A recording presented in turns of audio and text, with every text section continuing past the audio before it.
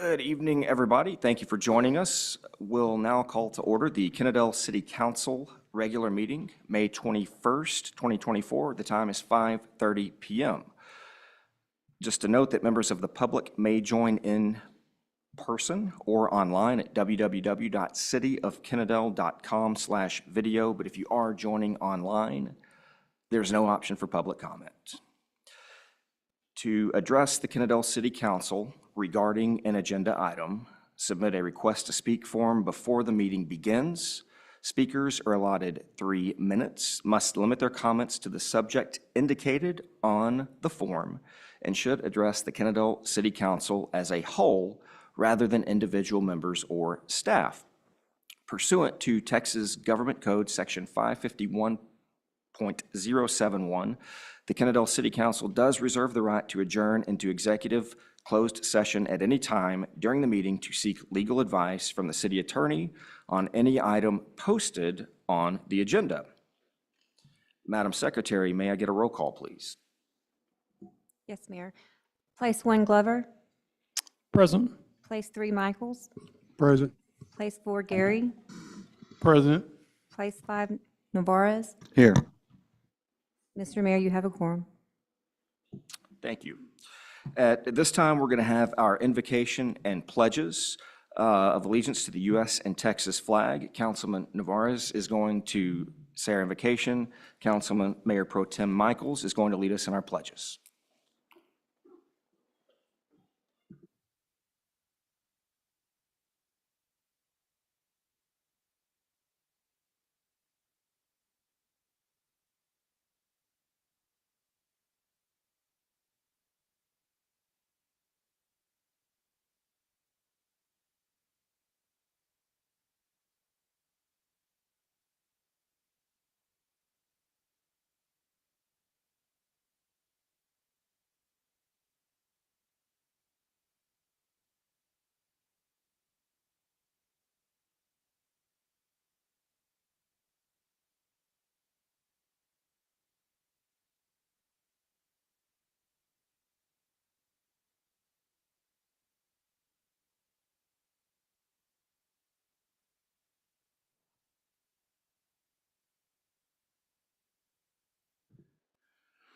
Thank you all. So at this time, since we've got Representative Cook here, I'm going to move a couple items from the regular session up now. The first being a proclamation of the City of Kennedale declaring May 2024 as Building Safety Month. And then we've got a presentation by Representative Cook that we'll go to right after that. So item 6, proclamation of the City of Kennedale declaring May 2024 as Building Safety Month.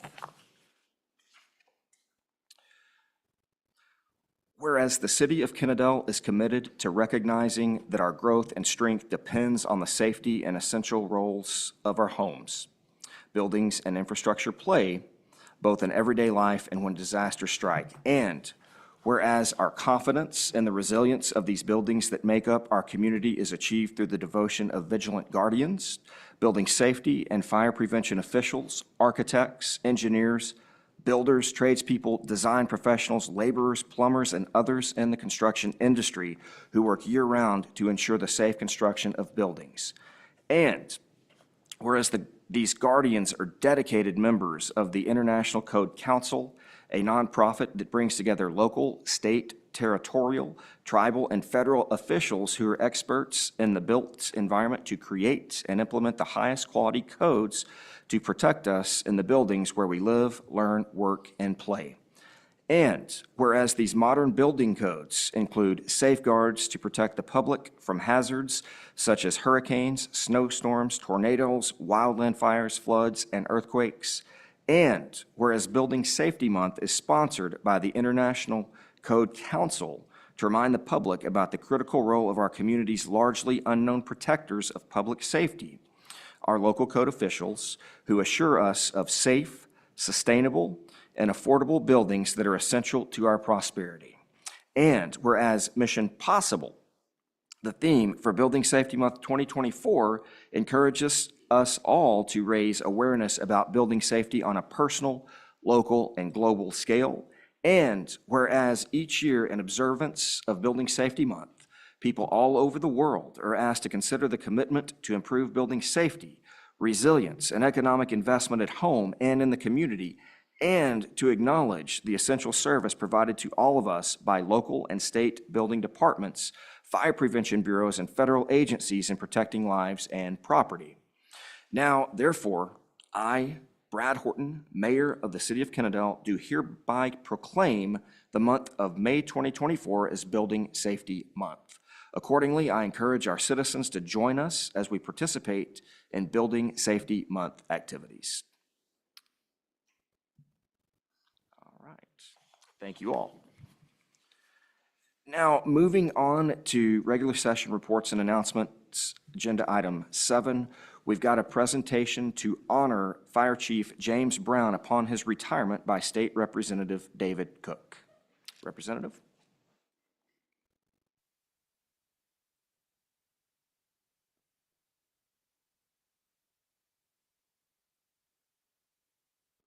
To be before you this evening. It's ironic, but I found myself in the city of Burleson last night, which is also part of House District 96, and we were recognizing two police chiefs, a police chief and a deputy police chief, for 40 years of service. And here I am tonight in Kennedale honoring a fire chief for 4 decades of service. And that service began in the city of Burleson in 1984. And so it's just ironic that I was there last night recognizing those officers. It is First Responders Week this week, and so it is a great time to recognize the work that they do. Most of us are running out of a building or out of an emergency type of situation, and firefighters or police officers are the ones that are running into the emergency, whatever that may be. So again, I want to take an opportunity to recognize Chief James Brown for his 4 decades of service, which was concluded here in April in the city of Kennedale after a little over 5 years of service in the city of Kennedale, and just wanted to come out and publicly thank him for his service. Like I said, over 4 decades of service in the firefighter industry as with the final tour of duty here in the city of Kennedale. So I would like just to ask everyone to please give a round of applause and ask Chief Brown to come up.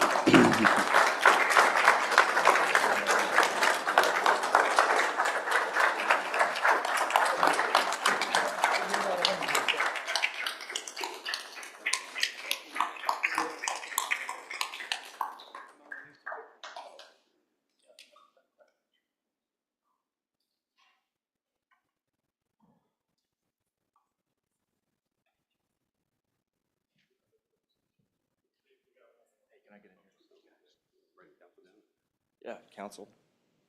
You guys want to come?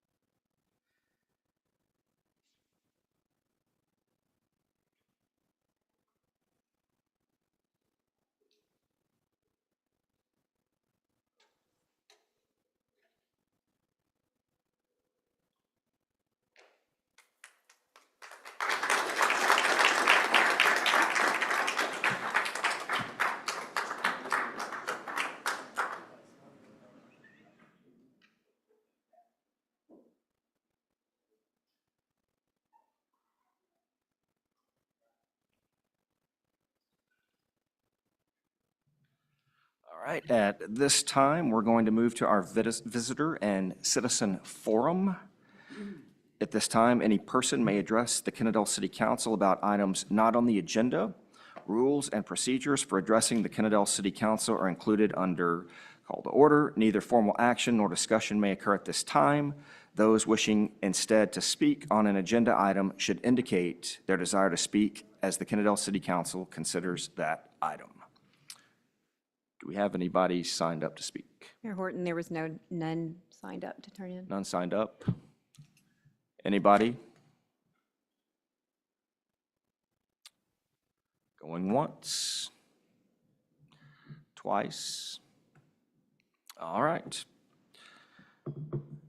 Moving on, we will begin with our bond issuance workshop, discussion with council and staff to receive updates on the status of the issuance of bond projects. And first, we have the park and recreation updates. So I'm going to turn it over to our city manager to get us started. All right, perfect. Thanks, Mayor.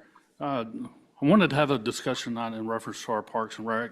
As you know, in the November general election, we passed the Parks GO bond for $3 million. As we continue to move forward with the issuance of this debt, we have other projects that we want to add to this, but this is just one part of it. And I was wondering if I can get some feedback in reference to the Parks and Rec of what direction we want to go with inside. One of the ideas was for our parks, dealing with ballparks, baseball. How do we move forward in getting those up to date to where we can use and utilize for all of our youth to place to go? Some of the discussions is, do we want the artificial turf? Do we want to leave it as grass turf? Which direction do we want to go? Roughly about 7-8 months ago, we had a discussion with a developer that could come in and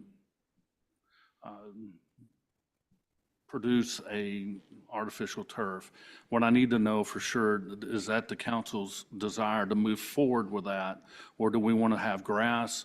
And what other projects do we want to do within the park system itself? Do we want to continue with some updates, dealing with Snore Park, Rogers Farm, Town Center? I just need ideas of what you're wanting and how we want to move forward with that issuance of that debt. I will open the floor for discussion. Councilman Navarez, we'll start with you. Thank you, Mr. Mayor. Everybody knows this has been a big focus for me. For me, I think we still have enough wiggle room in our Parks Fund to go ahead and address Rogers Farm and the issues there, or just at least updating it.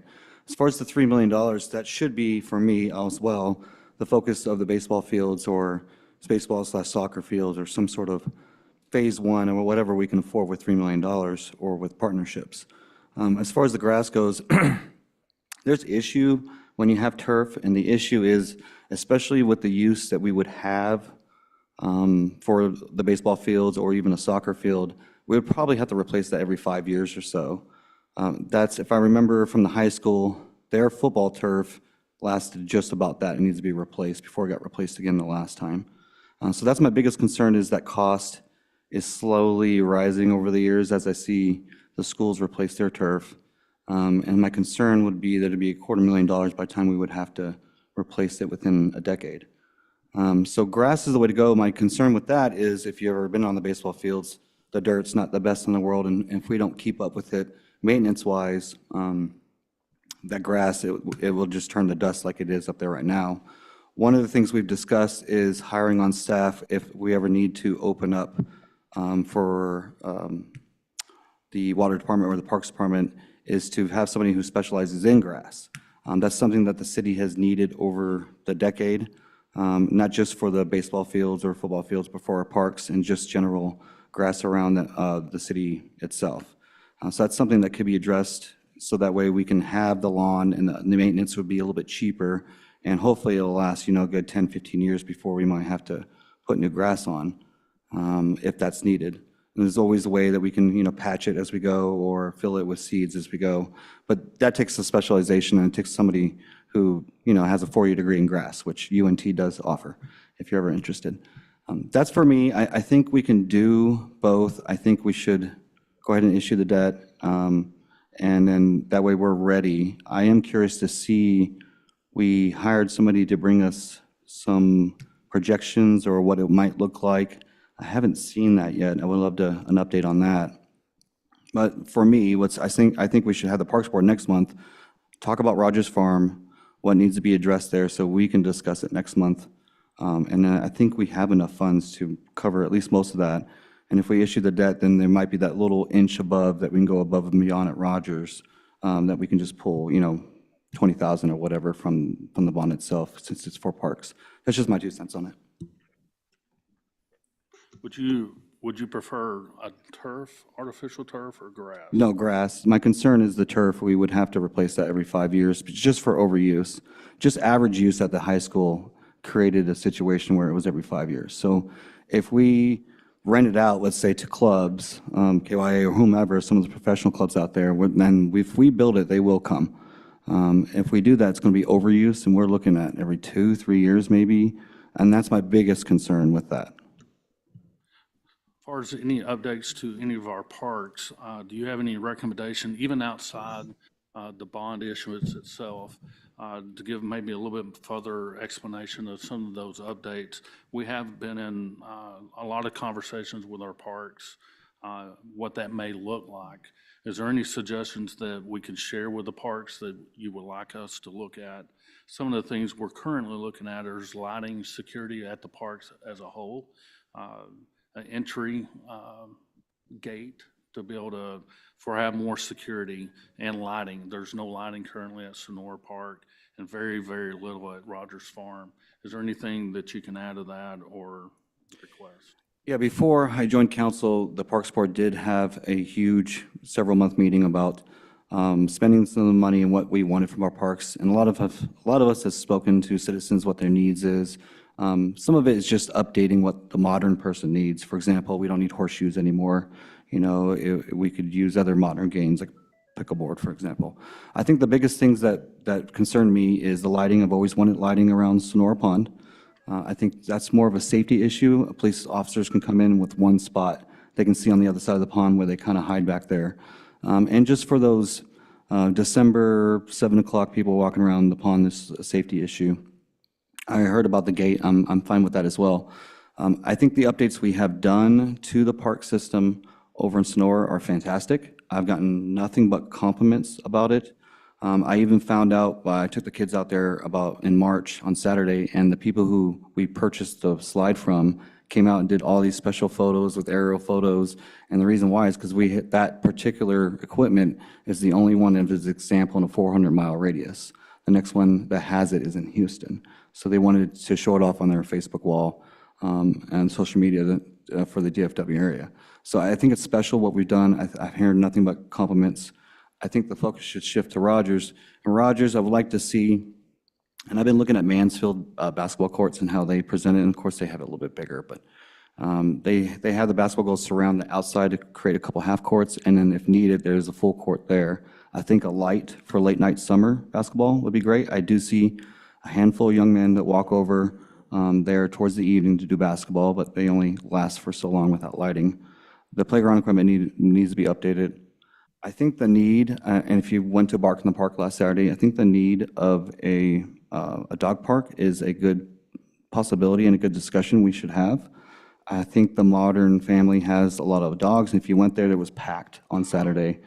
I've gotten a lot of requests for that, and I think Rogers on the west side of it can be sectioned off to a walkable area for dogs, and it doesn't have to be huge. There's a lot of costs with that. I've talked to Mansfield about that, and for example, and Beck, and there is a huge cost to that, so we would need to consider that. That's why it should be a discussion.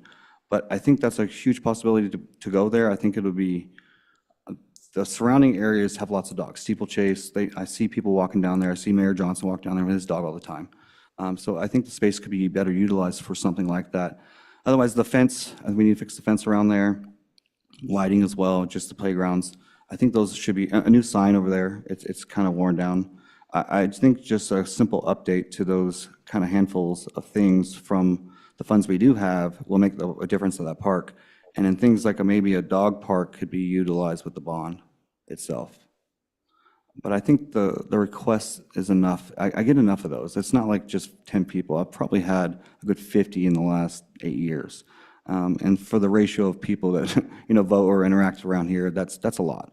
And so I think council should consider that part over there. But for now, that could be a year from now, it could be 2 years from now. For now, immediate updates to the park. It's time to do that one. It's next. So I even had Melanie text me the other day. She went to visit all our parks, and she was very excited about the new updates here and over Sonora, and they're waiting. Their backyard is right there at Rogers, so they're waiting for that update over there. Thank you. Before we move on, Mr. City Manager, we had a brief discussion. Could you maybe just very briefly give some of the pros and cons for natural grass versus AstroTurf so the council can hear that? Sure. I've had several conversations with different organizations, and most of the conversation has been, they're not technically looking at turf, artificial turf anymore, mainly because all the injuries that are taking place with that. There's several organizations that are making that transition back to grass, and that's been a major topic with talking with any other developers or consultants that do this type of industry. Obviously, the ones that do the artificial turf, they still push that, but they also recognize the injuries that are associated with that. But there's several that truly are pushing for grass at this time. Thank you, sir. Mr. Mayor, and that just kind of follows in line with what I'm saying, the 5 years. The reason why it only lasts 5 years is because they test it. They test how squishy it is. And then there's a certain ratio or threshold to where it will hurt somebody if they fall on it. And at Kendall High School, that took about 5 years to do that, and just minimal use. And that's my biggest concern. Thank you, Councilman Navarez. I'm going to now kick it over to, I know that parks are also a big passion of his, our Mayor Pro Tem Michaels for the floor next. Thank you, Mayor. I wasn't ready for that. But one of my main concerns is about the parks, and excuse me, we've been discussing about the security of the parks, lighting. When it comes to either a multi-purpose field or, I prefer natural grass myself instead of going with turf, due to the fact that every year if we went with turf, we would have to actually do a concussion rating on it on a regular basis. And turf to me is messy, especially for a park area, because kids chewing gum, they'll spit it out, then it goes into the turf. You got a problem you got to deal with. Grass, there's multi-grass that we can grow. We can do buffalo grass, we can do ryegrass during the winter, and we can come in and do Bermuda, and that way it would always be green and stuff like that. Some of the parks, Rogers Farm, it's probably good. I don't know how long that park's been around, but I know the playground equipment's probably due for an upgrade, and also with the town center, I would like to see upgrade with that. Another thing, the biggest craze is going on is pickleball.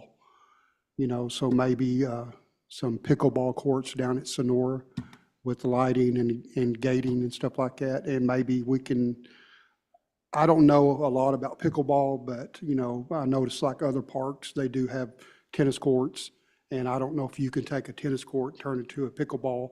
I mean, I don't know anything about it, and I haven't took the time to do the research. But I think my main thing is security cameras, and just going with natural grass, because it's, to me, it's better on the kids and less injuries, so.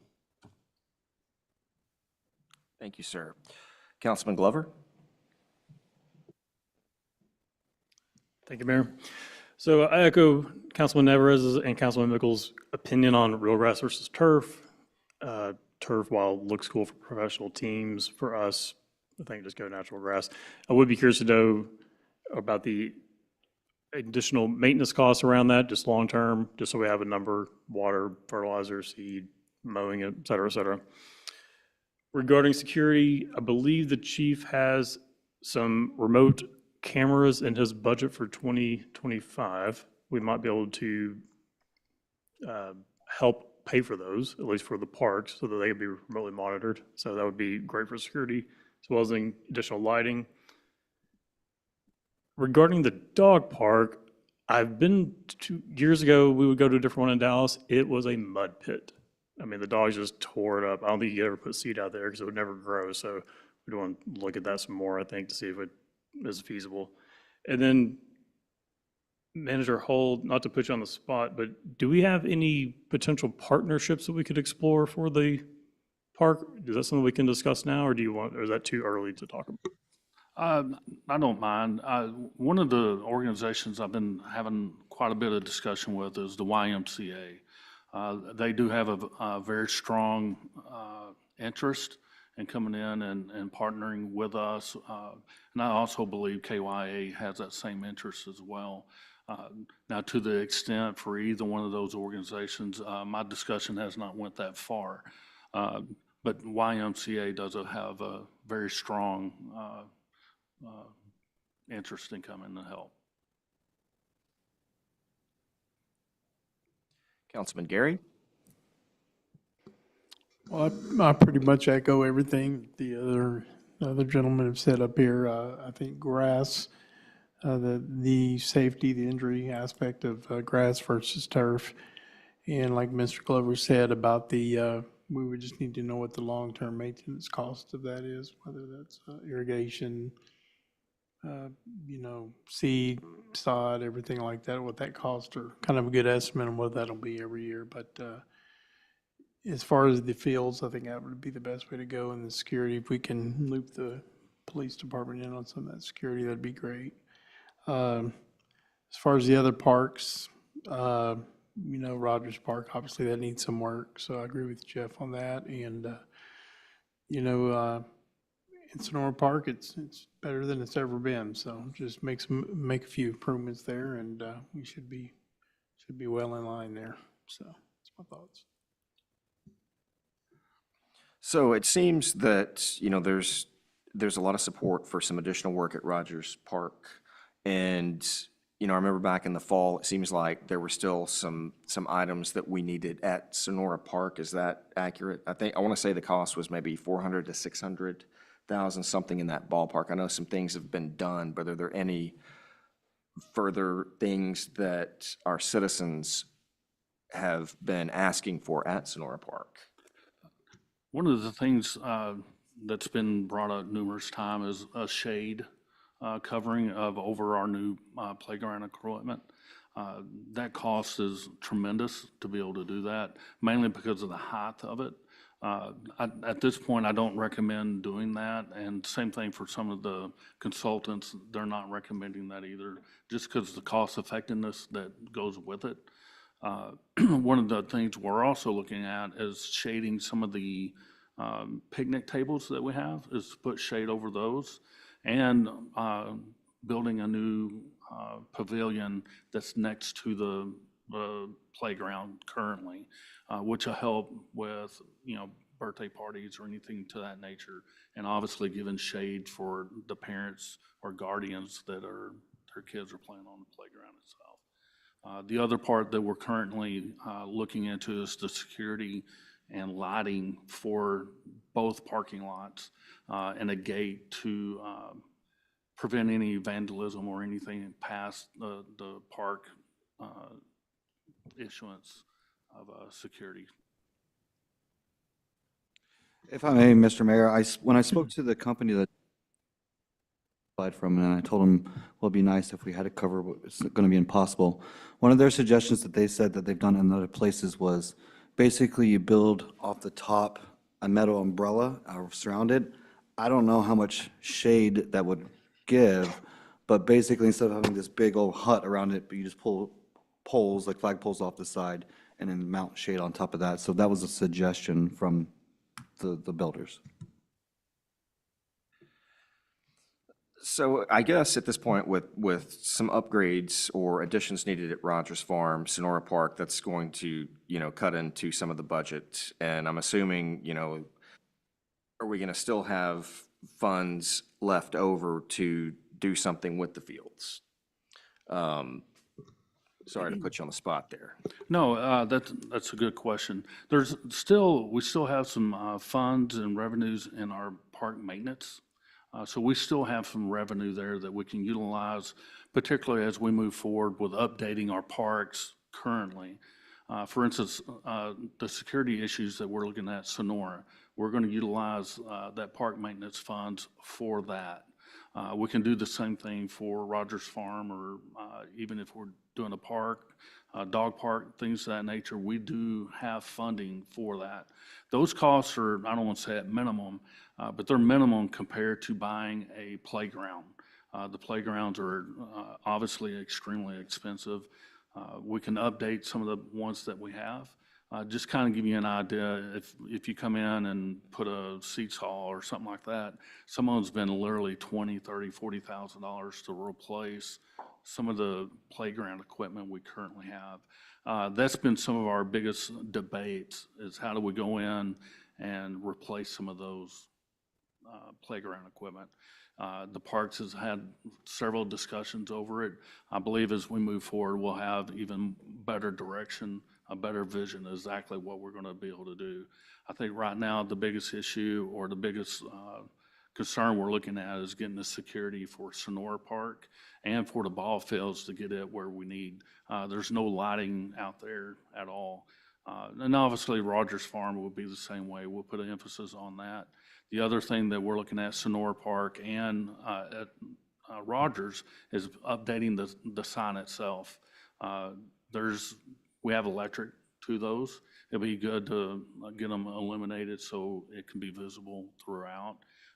I think we can do that with the current funding we have with the parks maintenance. The $3 million obviously is funding we can use as we move forward. I was looking at that funding be more particular for our ball field itself. I think the $3 million currently of, if we're going with the grass field, I think is very doable, and it could be fairly quick as we move forward. Like I said earlier, I've met with YMCA several times. I've actually taken them out there and just look at what we do have and just see if they had a vision or if they had any ideas of what that could be created into. And it was a very positive conversation that we had. And they think it could be at a very minimum cost to have 2 ball fields and even a soccer field within that same area, which is all grass. I think right now our biggest hurdle is we have no way of irrigation, which obviously will be part of it, but I think it's something that we can definitely have an improvement on and make things better for that area. Mr. Mayor, I may ask the manager one more question. The piles of mulch at Sonora, what's the plan for those? What's the cost? No, what's the plan? They've been out there for a while and they're just taking up parking spots. Well, obviously, we just put new mulch in there, and it's something we'll just continue to have to. You keep pulling from until it's gone. Yeah. And a lot of it's just settling what it is. And as far as the $3 million bond, I want to just really emphasize that we spend that money for the ball field and not kind of start pulling from that to do other projects. And then when we get back to the ball fields, find out we've chipped away at it too much. Now there's not enough money for that. So probably make sure we've got that covered first and then go back for the rest of the stuff, the smaller items. Yeah. Ultimately, I would like to hire a consultant to come in and actually put the plan together, and we can share our ideas and let him know what our vision of the ball fields, what we're looking at. If we want, obviously, restrooms, a meeting area, a concession stand, or if we want to come out and put any type of plumbing, electrical for food trucks, things of that nature. I think as long as we brainstorm and we're able to bring a lot of this to the consultant, he can come up with a very visual conception of what we're looking for. That's where I would like to start, is finding that consultant to be able to do so. Mr. Mayor, Gerald, if we're going to do that, we might as well update the parks plan. I don't think we've done it in 20 years almost. So if we're going to hire a consultant, we might as well, because there's some things in there that need to be updated, like pickleball never existed back then when we did the plan. Yeah, and that's been another discussion for pickleball. There's several ways, obviously, we can do pickleball. Some of us indoors. There's a lot of them that are outdoors, and they put a cover over it for shade, which has been very popular. Most of them are like that. And I think we have room at the ball fields currently to be able to put at least one pickleball court in, which brings in another topic that I would like for you to consider. We have land on the north and south side of our current ball fields. I would like to go in negotiations with one of those landowners and see what we can do on purchasing land to improve the ball fields as a whole. What that can look like, what the cost is, how much of that land do we want to bring into the organization as a whole. Well, I mean, you and I have had this discussion for years about those lands. For me, just so council understands, if we have the opportunity to buy any land for the city, we should gobble it up. Just so some of y'all know too, that with parks, if we buy it in parks, we can put it in an escrow account so we don't really pay taxes. And then this land can be utilized for bonds as collateral or whatever we need in the future. But we should, anything that around a park, if the land comes up, we absolutely should buy it. Because we don't know what our cities wants to do with those parks 40, 50 years from now, and that land might not be available to expand to like a multi-sports complex over there in the future. And so if we can buy it, we can put it in escrow. It's no skin off our teeth. We should secure both sides, in my opinion, of that property. I know on the north side, they've said no to us so many times since I've been around, that if they're saying yes, we need to jump on that land. So, Couple more questions here. So first, do we think that we have the funding, to build the fields and also have concessions, restrooms, things of that nature? That's a good question. On the conservative side, I want to say yes, but it depends on what we're wanting to accomplish out of it. I do believe if we go grass, ultimately last year or about 10 months ago, the price for artificial turf was about 1.1, 1.2. As we talk about our public safety building, I'm going to assume that 1.1 is no longer 1.1. I'm going to say it's probably closer to 1.5 or maybe a little bit better than that.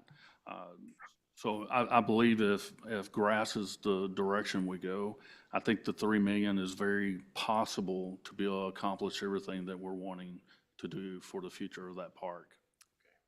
And then that leads me to the $1 million question.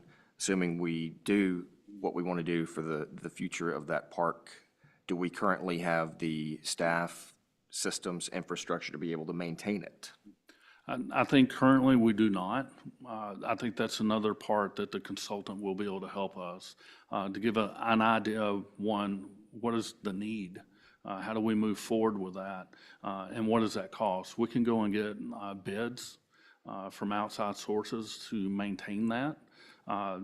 That's if we don't have, say, a partner to help us with. There's a lot of organizations that have their expertise to be able to do that. So I think the options are wide open, but I think it's still very possible to maintain it, just with the idea that we rent the facilities. Obviously, we set the fees that's going to be associated to be able to maintain it. And I think that would be the long-term goal, is to be able to do that. Sure. Thank you. Councilman Navarez? Thank you. Just to follow up with what he's saying, 5 years ago, I think now, Kenneth, we actually had designs done for the baseball fields. It was done by Speedcut Fab Creek, and so the plans that we have still do incorporate like a meeting room and a place for storage that won't be broken into, and so people can, you know, do their baseball, their hot dogs or whatever. And it's kind of a central location and an office for staff, which I go back to what I was talking about earlier, somebody who specializes in grass. That person would be in charge of our events and making sure it's rented or who rents it, who needs keys or whatever, and the fields all over town. So it's kind of like a 2-in-1. As far as partnerships go, we can approach YMCA about doing these kinds of stuff, but if we didn't go that route, baseball clubs, and we've been approached in the Park Sports so many times, they would do a contract with us, and in that contract, they keep up with the fields. And they might have a specialty person and all the equipment, and that's what they do. They make a lot of money, and so they make sure that they go around and keep up with the ground so they can reuse it for next year and keep the contract. So there's a lot of possibilities there that we can do. We can do it in-house, which I would prefer, but if not, we can explore the clubs or YMCA or whomever to partner to take care of these. But we do have plans that are already made. Maybe we should blow the dust off those and just kind of take a peek at that again. And one side point to the Puckleball that I was forgetting about earlier. If you're interested in looking at Puckleball, Plano is the largest city in the nation of Puckleball for per capita people. It's like 1.75 courts per capita. So it's right in our backyard. So if you want to go just drive around Plano, apparently you can get a better idea of what that would look like. Thank you. Any further discussion from the council?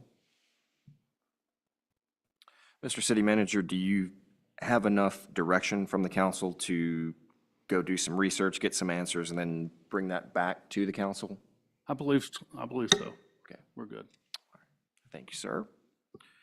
All right. At this time, we will move to our bond issuance workshop, item number 2, Public Safety Facilities Grossman Design Build.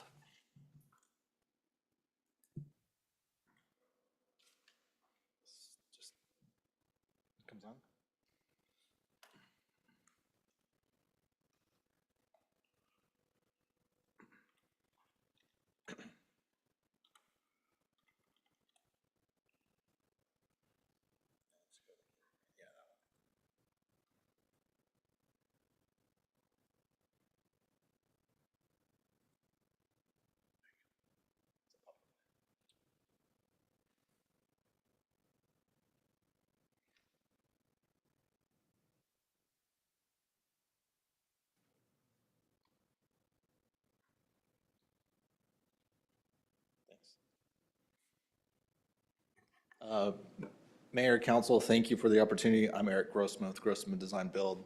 This is Brian Grossman with Grossman Design Build. We're going to run through our presentation for the fire station and the police station addition and remodels. What we see here is the existing station, and just wanted to list a couple of things and some items that were inefficient. You can read here some of the things that former Chief Brown and we spoke about last summer. But overall, it's just really kind of lacking the space and the resources for the company that's really needed now and in the future. You can see here, there's some inadequate wiring and just some inadequate storage. But really, one of the things that's super important is the need for this removal of carcinogens and a decon room. That's super important right now, just to really have a clean space between contaminated gear, clean gear, and really separating those spaces. So one of the things we looked at and we'll show in the floor plan was really a division of that decon room compared to the living space, and we can look at how that affects the company. But again, just wanted to go back through and kind of show you what the current building was. For our program assessments, the items that we're looking for to add, a 40-person training room, really kind of a dedicated admin area to add more offices to the fire department, really a secure entry foyer and a watch room, really an adequate kitchen area. You can see the rest of the list here, and we'll go through it in the updated proposed floor plan. This slide showing the site as it is, and you can see the red and the blue areas. You know, we're kind of limited on space to the left where the blue areas. That's what we were talking about, is trying to really separate that work decon area off the bay.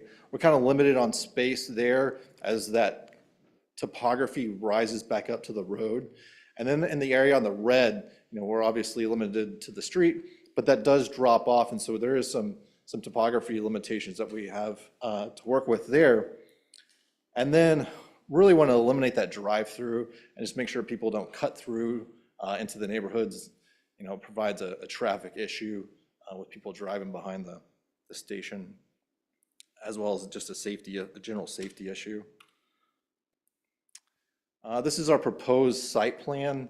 It's really kind of color-coded to give you guys an idea of what we're looking at. You can see the existing building there's roughly 9,000 square feet. The orange here and here is another roughly 8,700 square feet of new space that we're going to be adding to, with a courtyard in between that's kind of separating that admin space from living quarter space. And then it's broken up into different parking zones. This pink parking area here, this is really to help add some turning radius so you can get that truck into the bay, really, so it's not just such a sharp turn. But now with the elimination of that workroom and that workout room in the bay now, you know, it will allow for a bigger truck to pull through if needed. Oh, one other thing too, we'll be adding more spaces, so a total just of 45 spaces, parking spaces on this new site plan. Here's the proposed floor plan. It's really broken up into a couple zones. The green zone is that workroom decon area that we're talking about. There's a gym off to the northwest here, and then with a gear room, decon room, extractor, SCBA room, tool and other storage on that west side of the bay. Here on this other east side of the bay in green, that's extra storage and lockable EMS storage where it can be climate controlled. Super important for all the medicine. Now, that way we can piggyback off the HVAC systems that are off of the living quarters. We'll have a total of 8 bunk rooms with a lieutenant bunk room and office. An adequate kitchen that's really much more needed, where we can have gathering space for meals for the whole team. 3 pantries, updated day room. This pink area here is considered the public area with restrooms off of this foyer. And what this is doing is really kind of creating a separation, so nobody walks through the day room. It's controlled. You have to be buzzed in to come either into the admin room or into the living quarters. This purple room here is the training room, where you do have access off of the foyer. So it's designed for a 40-person training room, or it can double as an EOC in times of an emergency. Coming down into this blue area here, there's 5 offices total for admin. And really it's kind of creating a separation between day-to-day services in the bay and staff. Really just kind of keeping a separation between the two. It has a conference room and a break room off of the training room, with a courtyard here in the middle. And I'll show some renderings of those here in a second. So this is the rendering of the front. of the new addition. Really kind of creating a facelift on the existing building, and then using updated materials, but really trying to give it a modern look to the front facade. And here's kind of a side view from the northwest looking back. Two aerial views. You can see this pull-through parking and drive in the back that I was talking about earlier. You can see some of the topography to this east side. Just a couple of quick views of the day room with some stadium seating.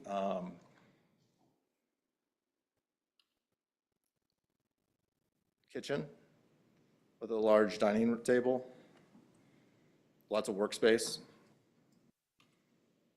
Training room facility with 40 seats here. And then this is the entry and watch room. The watch room window is right here. So if anyone does come in this secured room, there could be someone there to greet them. And that way they can buzz them in or let them know which way to go. But there is that gatekeeper that's there off that foyer. This is a rendering of that courtyard that I spoke of earlier. And then going through in costs, we can talk about costs. But really, this is an all-in number with architecture, civil, structural, MEP engineering, all your pre-construction costs, with construction, site work, landscaping, allowances, and all FF&E, all in at 6.6, which comes to $372 a square foot at 17,700 square feet. Going into the police station, some of their needs, really kind of the removal of that jail is the main issue here, and we'll go through the floor plan of how that space is being recreated. And then the other big item here is the carport, just to protect these vehicles shown right here, just to give them some protection of the weather. But looking at this floor plan, after the removal of this jail, we can come in the blue and the two different shades of blue. This is the men's locker room and a women's locker room with a set of lockers and 2 showers each. A set of 7 workspaces with an evidence room that's dedicated with a pass-through, as well as a gym. The other thing too is in this red here is it's an exterior restroom that can be used off the park, but really it doesn't come into there's no other entry into the police facility, but it is a restroom that can be used for anyone who's at the park. And then this is a rendering of the carport with some lighted backlit signs, lit up Kennedale Fire Department, or Police Department, excuse me. And then this is a floor plan of that carport. And then going through, same thing, architecture, civil, structural plans, removal of the jail, construction, carport, signage, allowances, the exterior restroom, and all the FF&E that's to be provided in that project at 1.4. So total, here's your total project costs, and all in at 8.1. And so with that, we'll be happy to answer any questions that you guys may have. And then this is a night view rendering here.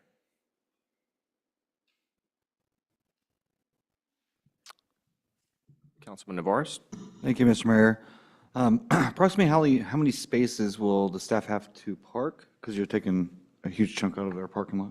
Right, so existing, there were 16 back in the original space, on the original back here. So there were 16 spaces here, and we're coming up with a total of 45. I think total that's back here in the rear is 18, and in the front right here along the street that we're proposing, that's 27.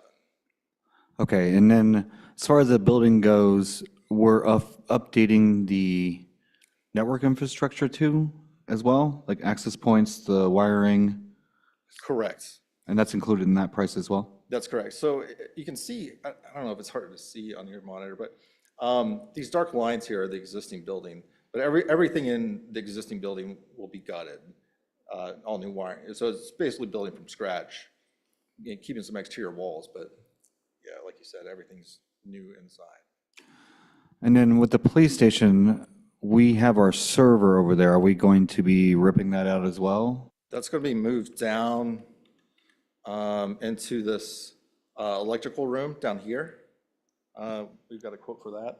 But that was the plan, to move those servers from the attic. Thank God. I have nightmares about that, by the way. I lose sleep over that. And then we'll be updating that equipment as well, because it's antiquated. Is that correct? Yes. Okay, thank you. I have no more further questions, Mr. Mayor. Councilman Gary?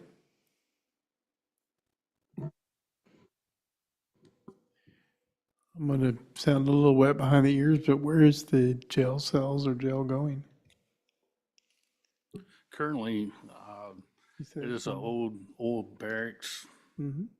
that's inside the building itself. Right. So I'm going to assume right now with the cost,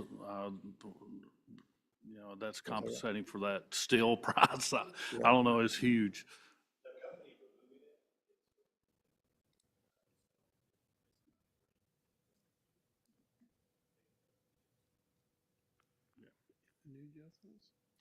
We currently, we partner with Mansfield with their jail Yeah, facilities. that's right. Okay. Communications.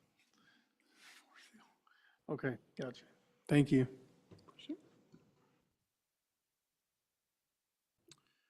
Mayor Pro Tem Michaels? About the only question I have is the Kennedale Fire Department relocation information. Is this good to go, or what are we waiting on this? What Grossman's presenting is the actual cost for the remodel for both. Brian, Chief King will be up here shortly to be able to fill in the other side of it, which will be relocating for that period of time that they're doing the rebuild, and he'll discuss that shortly. Okay, I'm good with that. I just saw public safety facilities, and I thought this is where my question should be answered, but we're good. Councilman Glover? Thank you, Mayor. So the design looks really great for the fire department. I'd like the modern look. My question to the council is, sometimes these don't age well, 20 years and so on. Do we have any feelings about that? Some places kind of stick to a very traditional brick firehouse that's red and just kind of keeps it classic, and it ages fine. Or not. And then my only other point or thought would be on the appliances. I saw on the rendering, there's only one dishwasher for that many gentlemen in one kitchen. You're definitely gonna need more than one, so plan accordingly. Other than that, it looks great. Yeah, thanks. I think that's a very valid question, though. Before we make a final determination, could we look into that and make sure that it's not something that we're going to have to, replace every two, or what, you know what I'm saying? Yeah, the equipment, the furniture, everything associated, obviously, with commercial grade. I just meant the exterior facade, so that Yeah, was all. I think I could jump in. Yeah. So currently, these are conceptual plans, and we haven't completed all of our architectural or engineering as well. So, I mean, I think as we move forward with an exterior look, we could present a handful of options that fit with the floor plan. That there would be some material changes, but this is pretty much a full masonry building. And so, I mean, I don't anticipate any cost increases unless you extremely have giant parapets and different things like that. But as long as we keep it in similar size and nature, I would think we could present a handful of different elevations if that's something that you want to do. It's a tornado shelter too, correct? The EOC is hardened, yes, and I believe it's category 4, 5? 4 for the EOC as well. Yeah, let me say one thing about the front and what we had to work with. So this is the existing building, right? And so, we're kind of limited on what we're given. So we're trying to make sure, especially with the bay and the front doors, it's really kind of a facelift of this, right? And so that's kind of where we started. And that's kind of how we came up with, these flat roof, parapet type look. And that's really what drove this design, was starting with that bay and working off of that.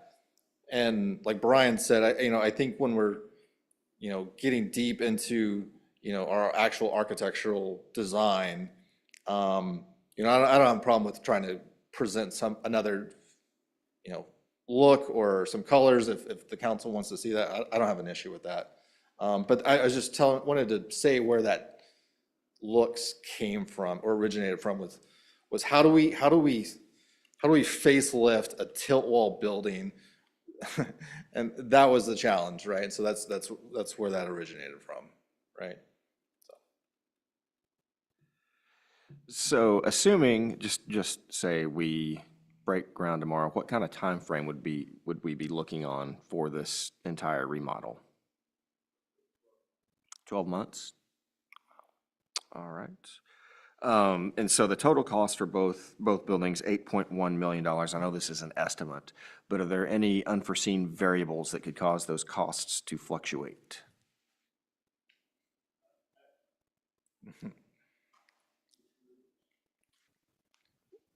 Go ahead. We met with the city, and we believe that we've included all allowance items. So during a design build, the way that's done is allowances are placeholders for certain things that we still have got to work through. IT, AV, FF&E, those type items. And so we have ample placeholders for those things with the intent of actually not utilizing all of those funds. And so I think that if there are a handful of things that are added, it would be able to come out of the cost of allowances that were not used. Anything that's not used is 100% returnable back to the city and not billed. So that's what we've built into this budget numbers. And so, as I understand it, you guys are not the ones to ask what's going to happen to normal operations during these renovations. No, sir, that would not be us. Any further questions for these guys? Well, we have both chiefs here, and obviously, once we get into operations side, we have some discussion with that as well.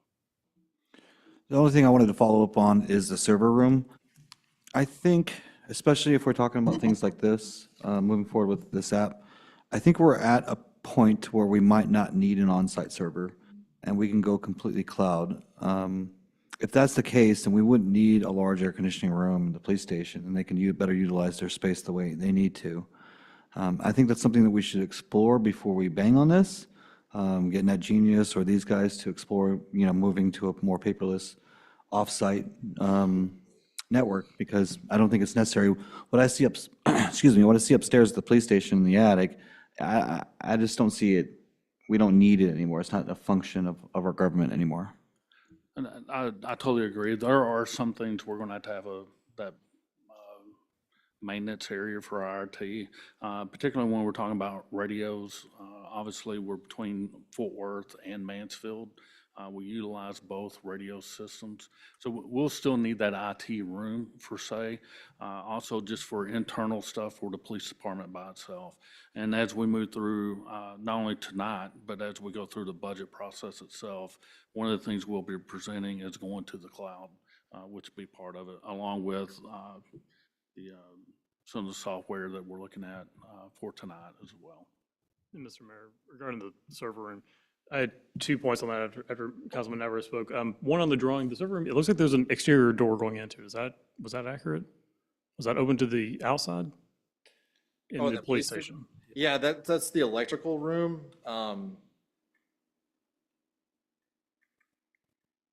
Just not sure if we want the place where all the servers are at to have a door to the outside, but I'll let you guys sort that out.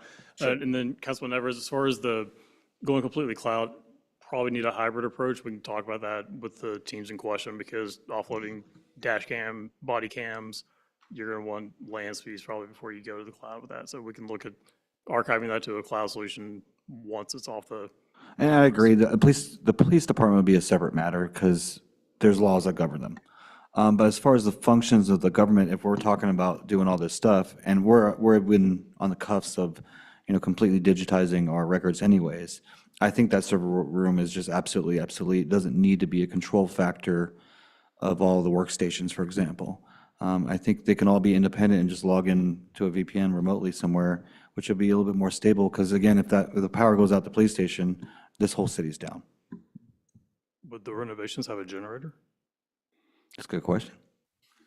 That's more towards adding to the generator itself. So the PD has a generator now.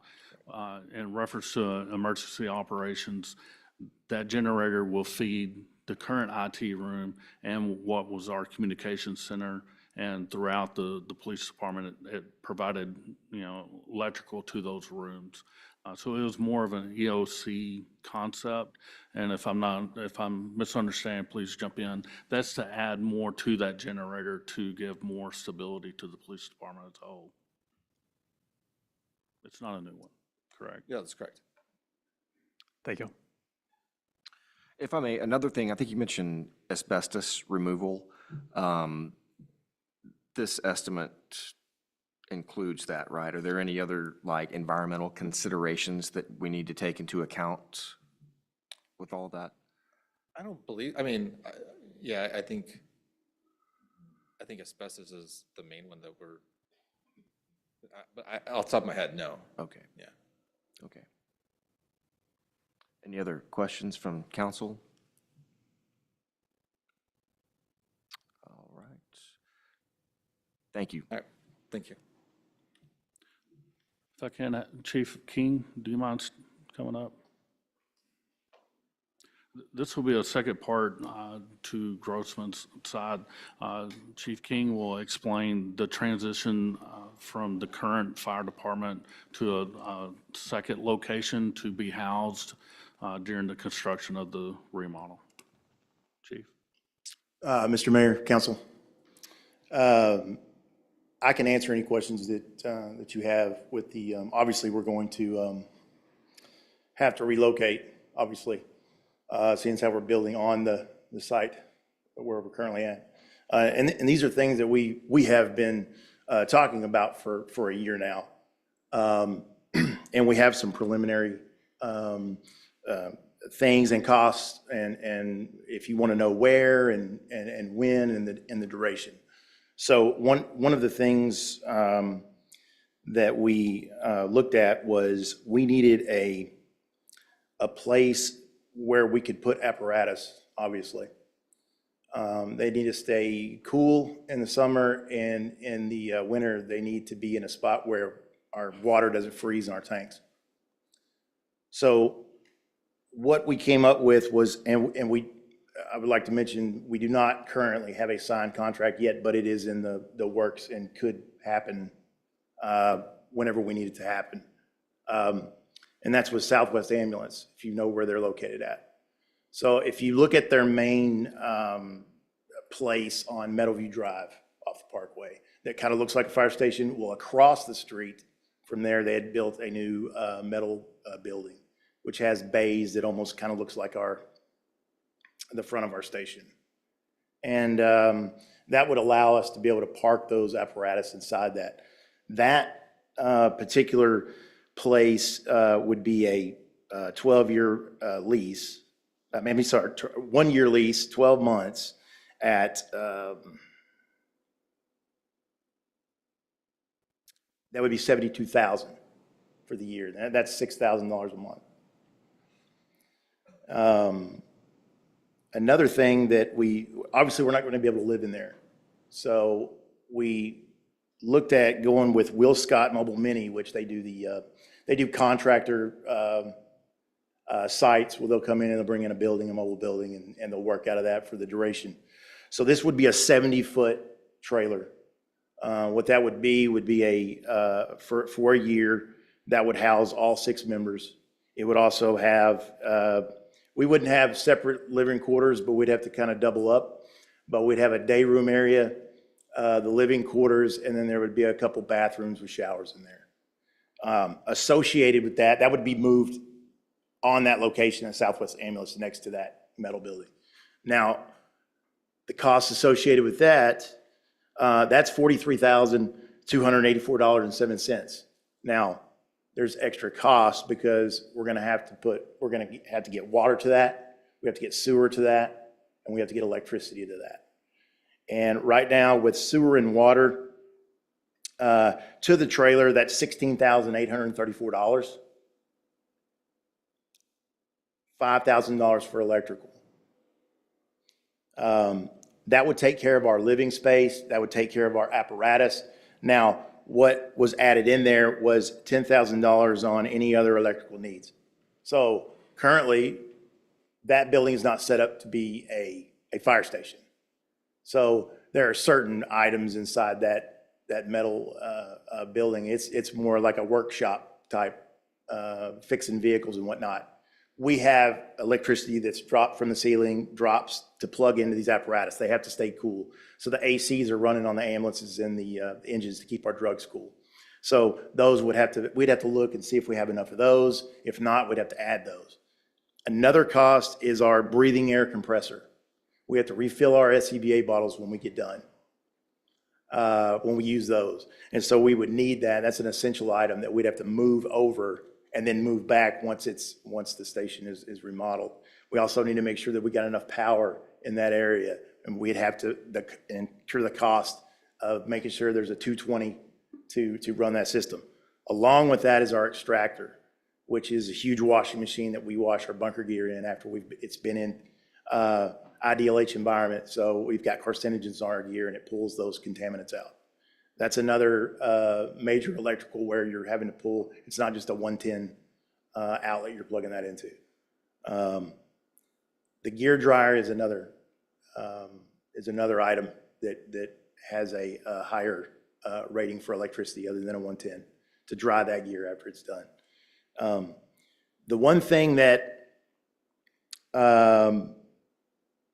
is essential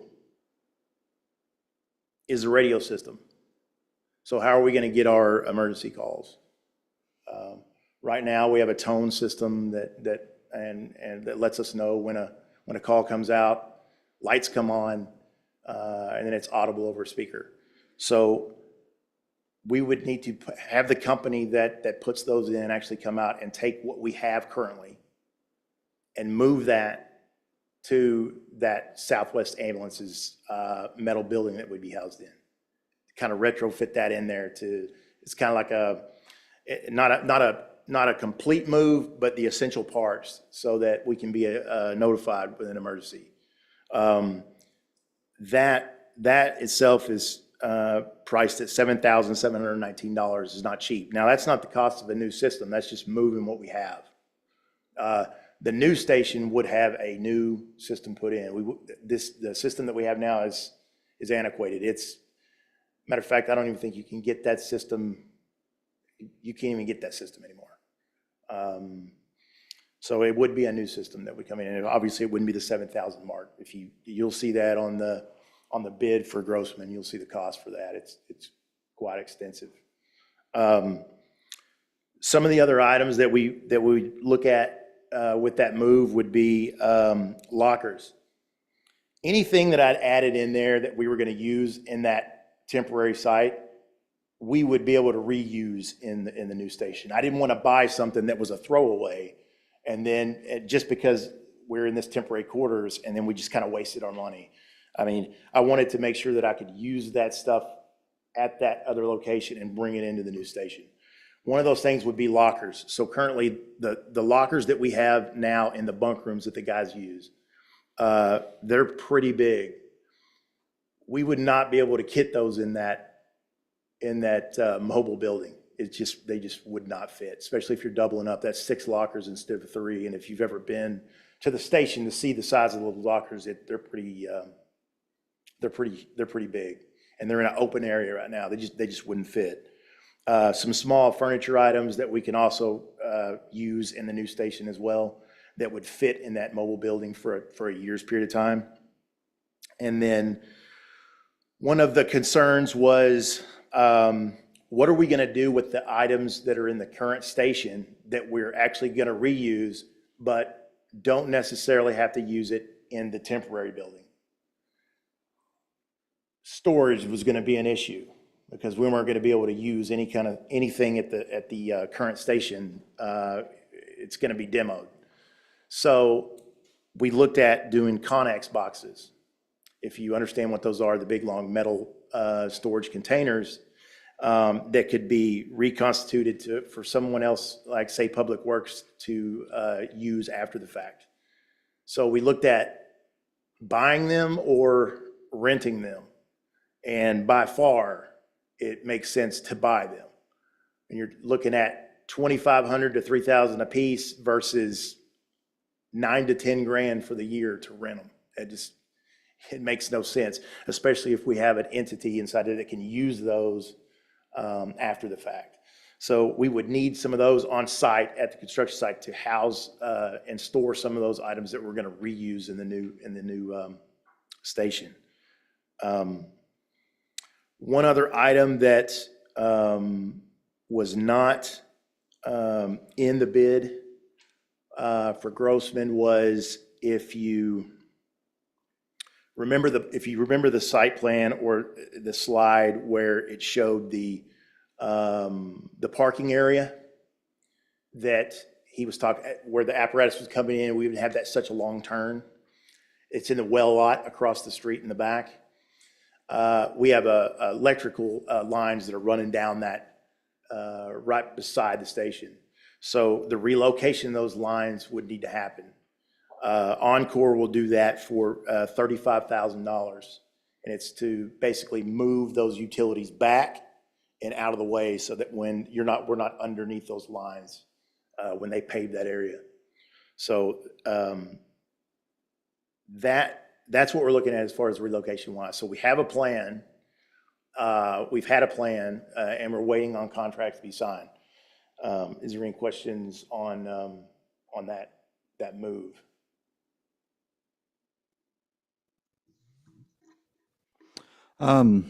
Yes, just a couple.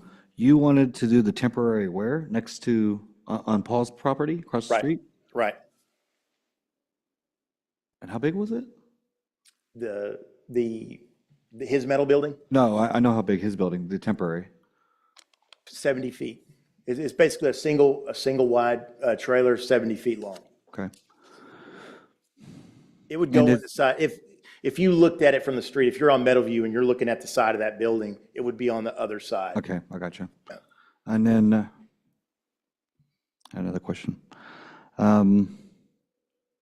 Is this dependent on Paul finishing his new building? So what I have been told, and I understand the question, that was brought up as well. The timeframe, because we're looking at, if it was a go-ahead today, we're looking at probably November before we start, probably before we even got started. So if his building is not, his new building that he wants to move into is not finished, I am told that they have other means and that they can move out of that building to allow us to be inside there before that other building is built. So I don't know where that is, but that's what I am to understand, Okay, that it would be available. all right, thank you. Other questions?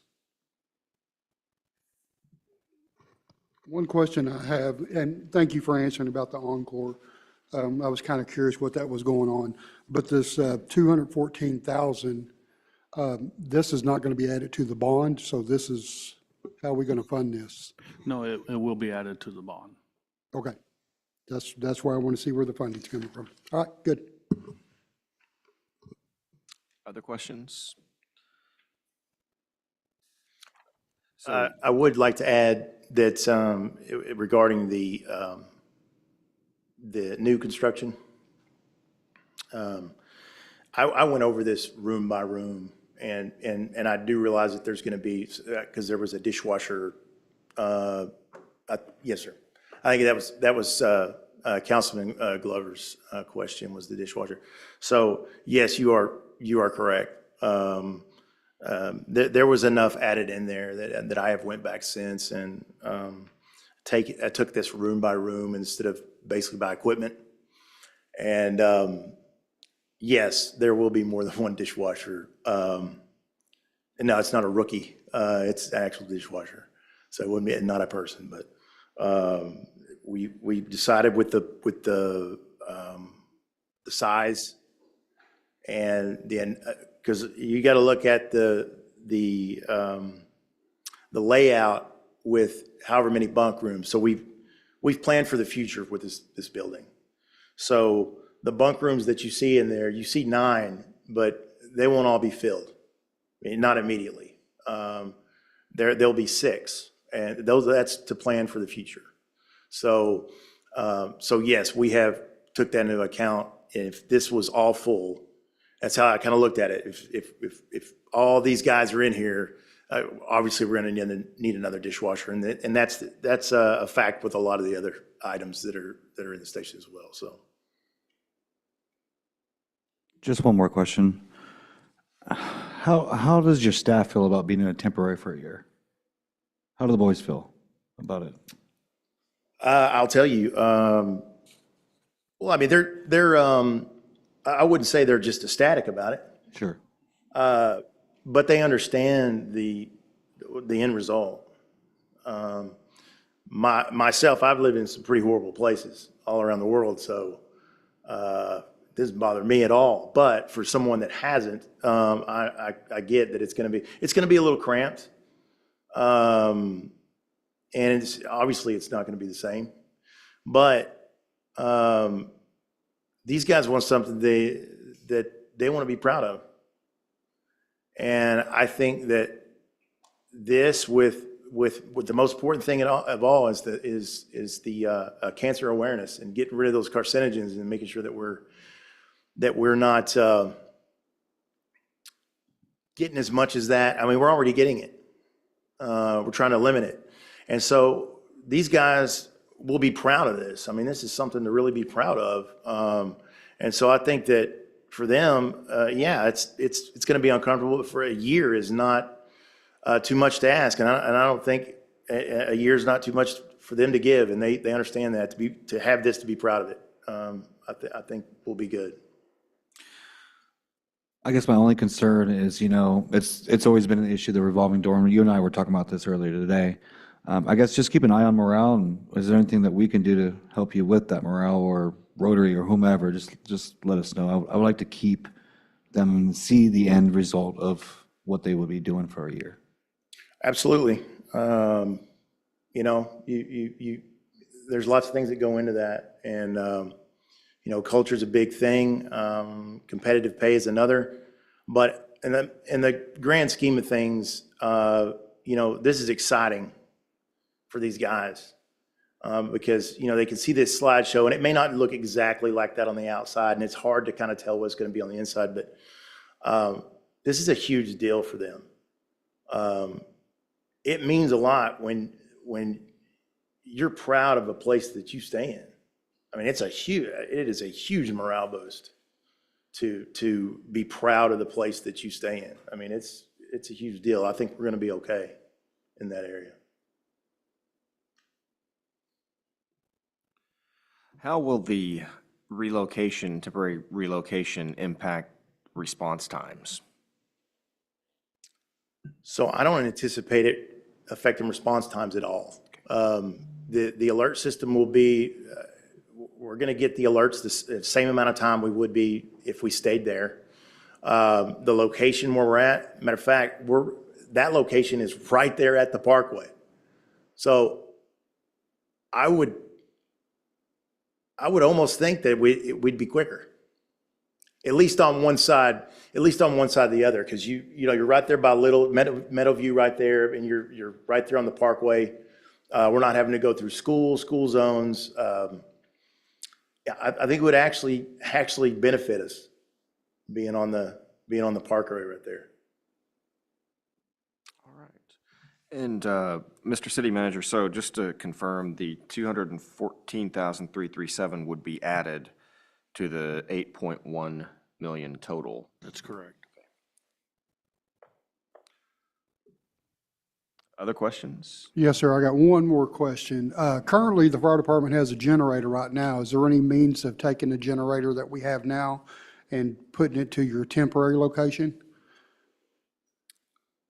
That was not discussed. And honestly, yes, I could look into that. I mean, we have time to look into that. I would imagine it's going to be costly.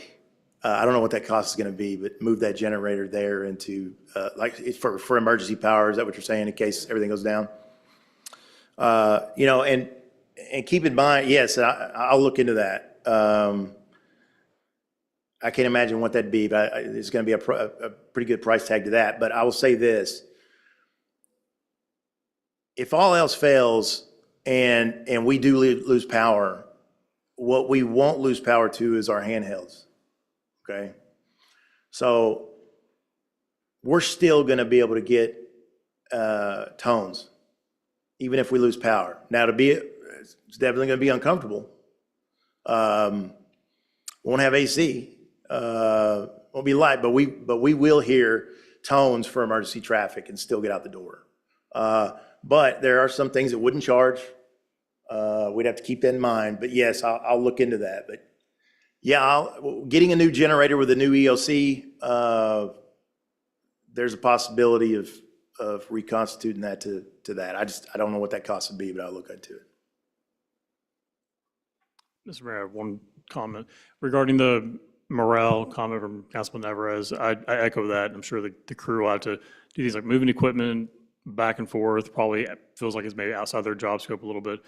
So while we're doing the 2025 budget, we have another workshop coming up soon. If there's an opportunity there to either have one-time bonuses for this activity, let's talk about that during the budget cycle. Maybe we can at least help to ease the burden on them in 2025 once we move back in.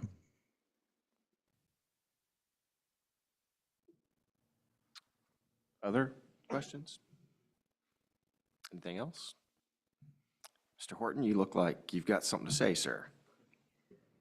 If I may, we do have our bond consultant, Andrew Friedman. He's on Zoom right now to answer questions and discuss timing of financing and the bond issuance itself.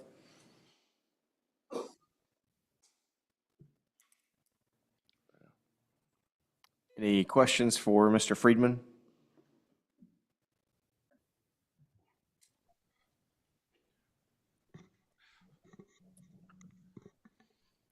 Can he hear us? You are on, Mr. Friedman. I can hear you all. Good evening. Sorry I can't be there in person this evening. Can you all hear me? Yes, sir.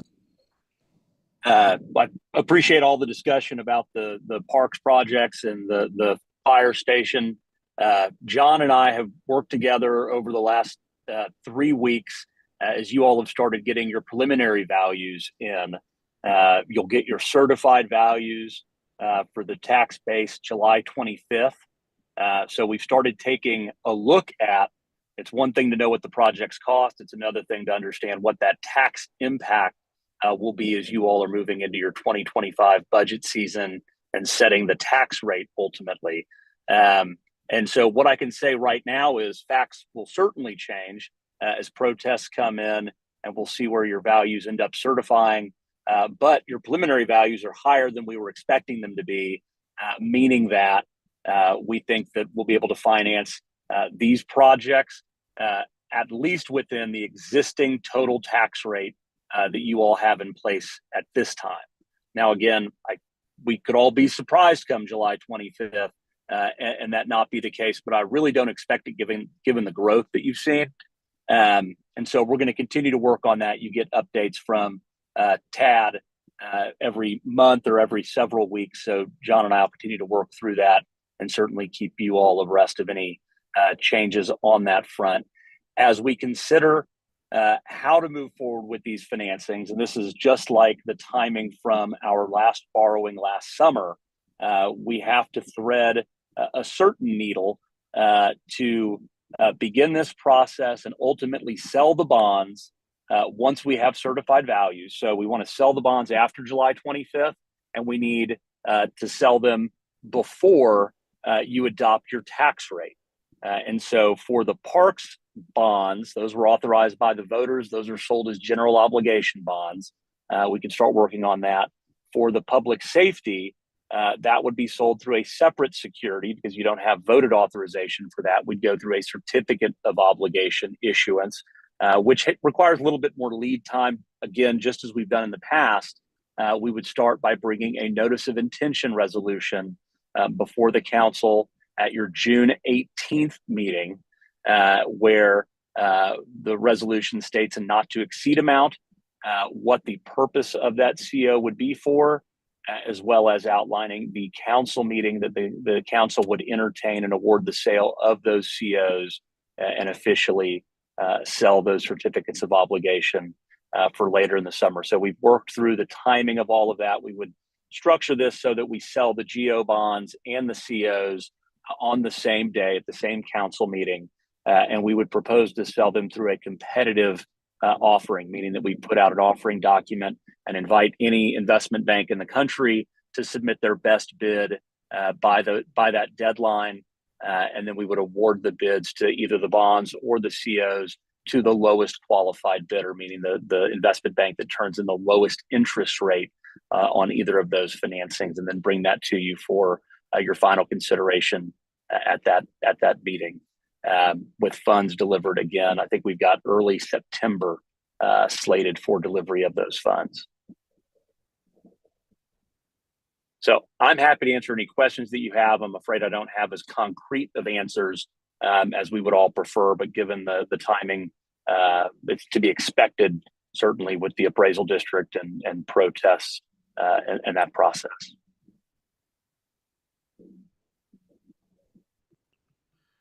Any questions from the council? And so, I'm sorry, I know you said this, but just trying to keep track. When do you expect to have those final numbers in from TAD after the protests are in? They'll be certified, that's state law, certified by July 25th. July 25th? Yes, sir. Okay, thank you. Other questions?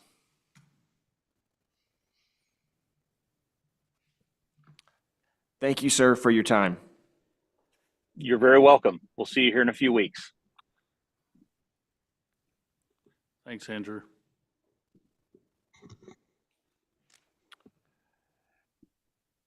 Any other questions, comments on the public safety facilities?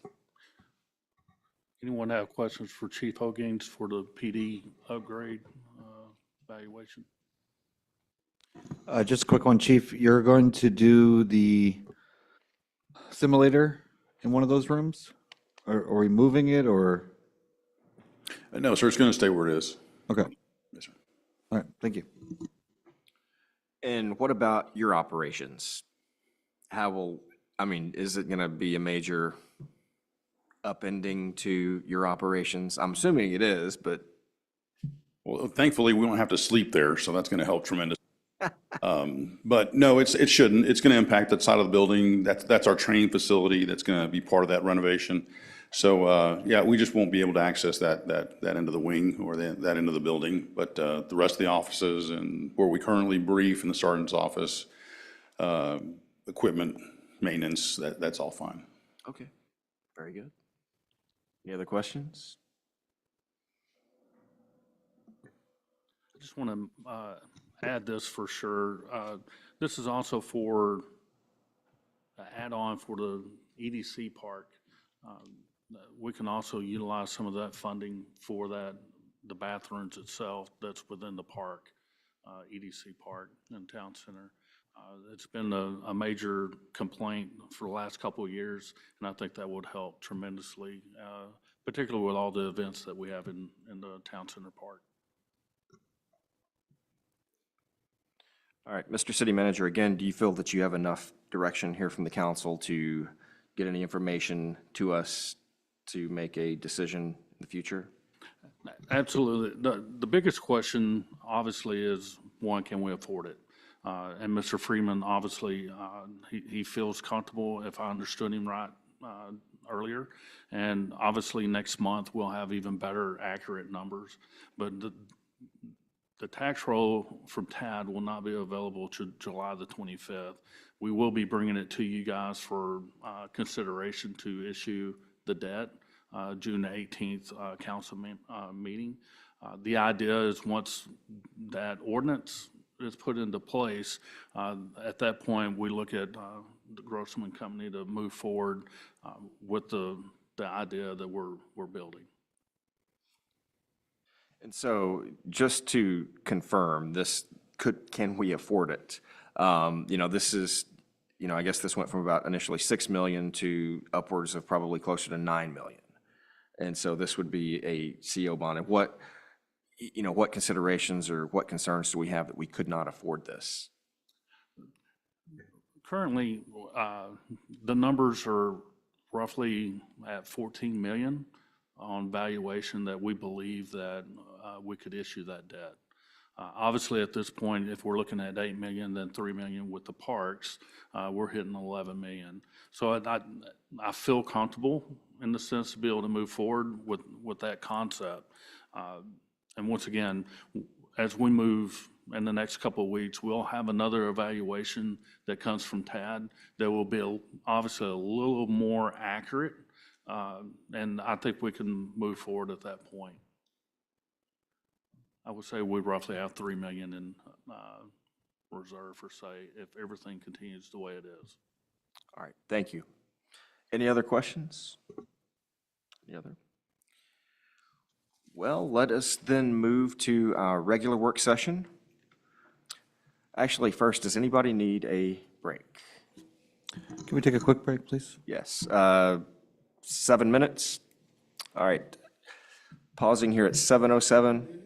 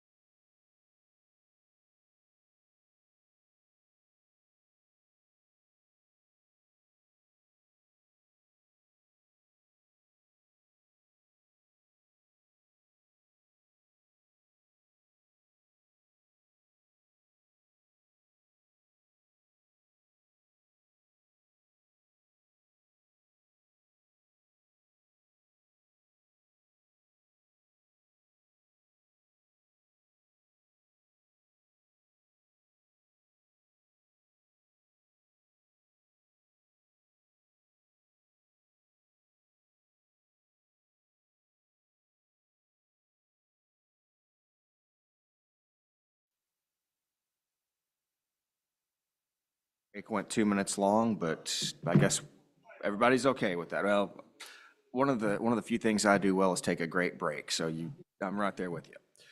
At this time, we're going to move from our regular session reports and announcement, item number 5, Keep Kennedale Beautiful 2024 Gold Star Affiliate Recognition up to be respectful of you guys' time. So thank you for staying, and we'll do that at this time. So in April of 2024, the Keep Kennedale Beautiful, an affiliate of the Keep Texas Beautiful, was awarded the status of Gold Star. The status was achieved because the KKB team members had successfully completed all of the requirements for the 2024 Keep Texas Beautiful affiliate recognition and then some. The KKB team has dedicated 1,448 hours of voluntary time, providing a welcome service to our community. Also, they're instrumental on various events and activities such as Bark in the Park, Trunk or Treat, Bring It, Monarch Butterfly Party, Adopt a Spot, Trash Off Texas, Fall Sweep Cleanup, and many more events and items. Similarly, they conduct an annual windshield survey that evaluates the litter cleanliness of our community. Kudos to the KKB team.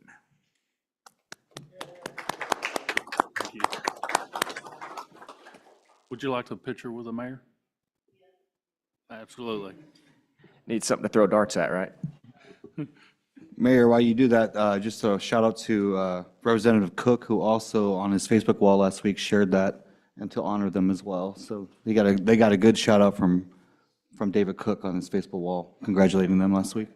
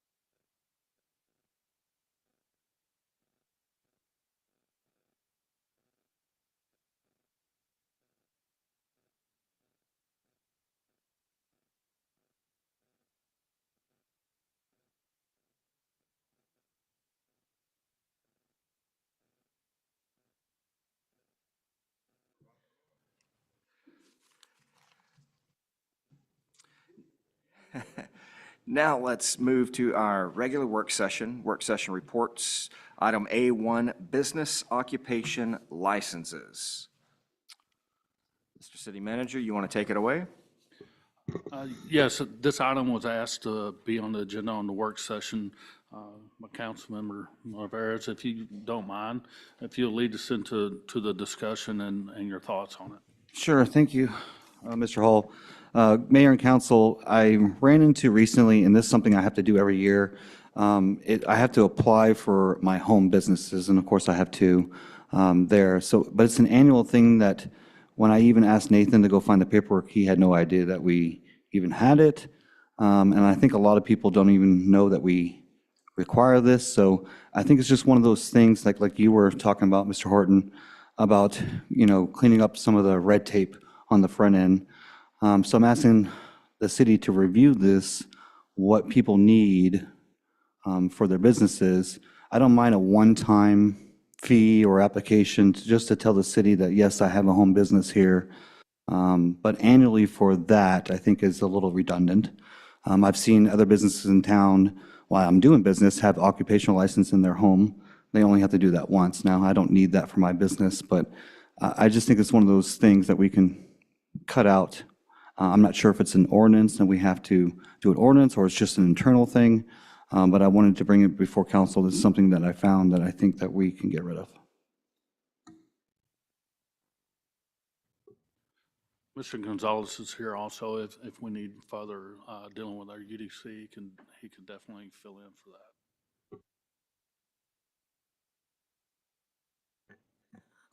Evening, Mayor and Council. So yes, I do recall that we don't, it's been some time since we got in a request for a home-based business license.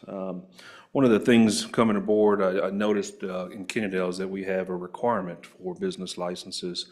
And quite frankly, I think it's somewhat redundant in the sense that we charge a fee just to operate a license. So I want to just kind of read, the business permit section of our ordinance was adopted in 1977. It's a great year, I hear. All right. Section 1141 states this. I want you to hear the first couple words that I'm about to read, but it shall be unlawful to operate any business, whether retail, wholesale, manufacturing, industrial or otherwise, from or upon any premise located within the city without first obtaining a permit. It shall be unlawful to operate a business in Kennedale, which kind of struck me as odd, right? So we have building permits that are required. We issue certificate of occupancies for new businesses as they come in, and I believe that's the proper avenue to monitor businesses to an extent. Perform the required inspections. This evening we learned we heard about building safety and the important role that plays within health and safety in a community. So with that, I went back and I looked at how often we actually issued business licenses going back, and I went back to fiscal year 18 because that's where our permit software that we currently have stops as far as records go. To date, we've issued I would say maybe 7 permits. The city on average brings in about $500 a year, I think, for business licenses in general in the city, and a very small fraction of that is actually home-based businesses. And so I'm happy to kind of answer any questions if you have specifics on this, but it is something that I feel that maybe we need to revisit. We could consider repealing that particular ordinance or amending the ordinance. There isn't any required inspections that come with home-based businesses. It's simply $25 to operate. The same applies towards businesses that are in Kennedale. I met with a recent operator in town. He has got to manage about 29 different permits to operate his small convenience store. So whether that's a food permit, that's a gas permit, a business permit, we got one that was sent in. Some of our national brands in town will mail in their annual check. They have a whole compliance department, right, that's tasked with ensuring all licenses are up to date. It's not something that currently we have the staff to go out and send mass mailers out to collect on every business in town, nor do I think it's something that we want to do, but I'll certainly take your direction on this particular item. Thank you. Any discussion from the council? Just to follow up from Nathan, I think it's important that we do know what businesses are around Kennedale, just so we have analytics and we know how many home businesses or what we're doing. But it's also a check to see if anybody's doing the wrong kind of business from their home. So somebody's having a tire store out of their garage, might not be applicable to this. And so that's what I think that the idea of that home business comes from. I just think in this particular case, having it done annually, nobody else has to do annually but me. So for the last 14 years of being in business, every year I go and do this application and it costs me $25, which is nothing in the long run, but it's redundant and it's not necessary. So if we can change the code to kind of clean up this front end, and I think that's one of the things that we've all had with businesses, how do we make it easier for businesses to come? I think I think we're seeing more of a home business than we've ever seen in the history of Texas. There's more, online stuff that you can do easily. My business, for example, is SEO. We can do that from my living room. And so I don't really necessarily need an office. So I think it's important that we know how many home businesses we have. I just don't think we should do it annually. But I'm okay with just getting rid of this altogether. I might be a little biased, but I'm okay with that as well. I just think we should clean up and have the red carpet open, and have clear, concise rules for everybody, no matter if you have a home-based service business or a tire store down the street. I have one question. How would this affect if you have a home childcare? So obviously, their home is open to the public. Would that be something they'll continue to have to face the CO or inspections, fire inspections? Will it affect that type? Yes, sir. The state requires them to have a inspection with the fire department, but not with my office. So a building inspector isn't going in there and inspecting a child care facility. They have to submit that over to the state annually, and they contact the fire department independently of us. So it wouldn't have any bearing on them.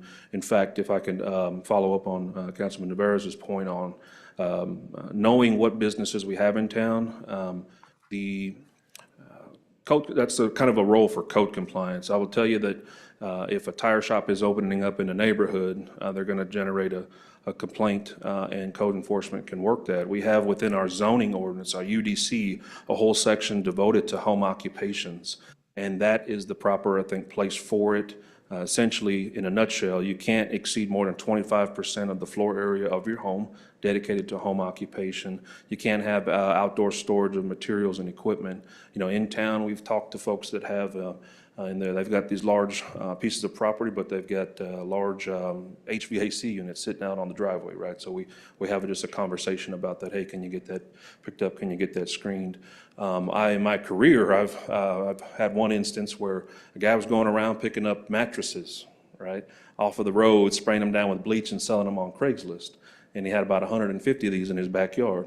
And he was doing it to help out certain folks in the community. And so that's a home-based business.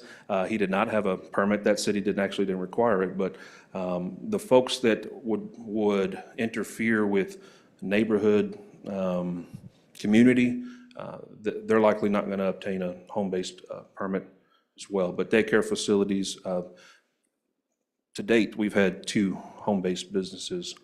So there is one other individual in town that got their permit this year, same as last year.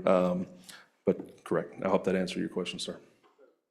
Nathan, is there anything else on the paperwork side that you would think we could clean up at the same time?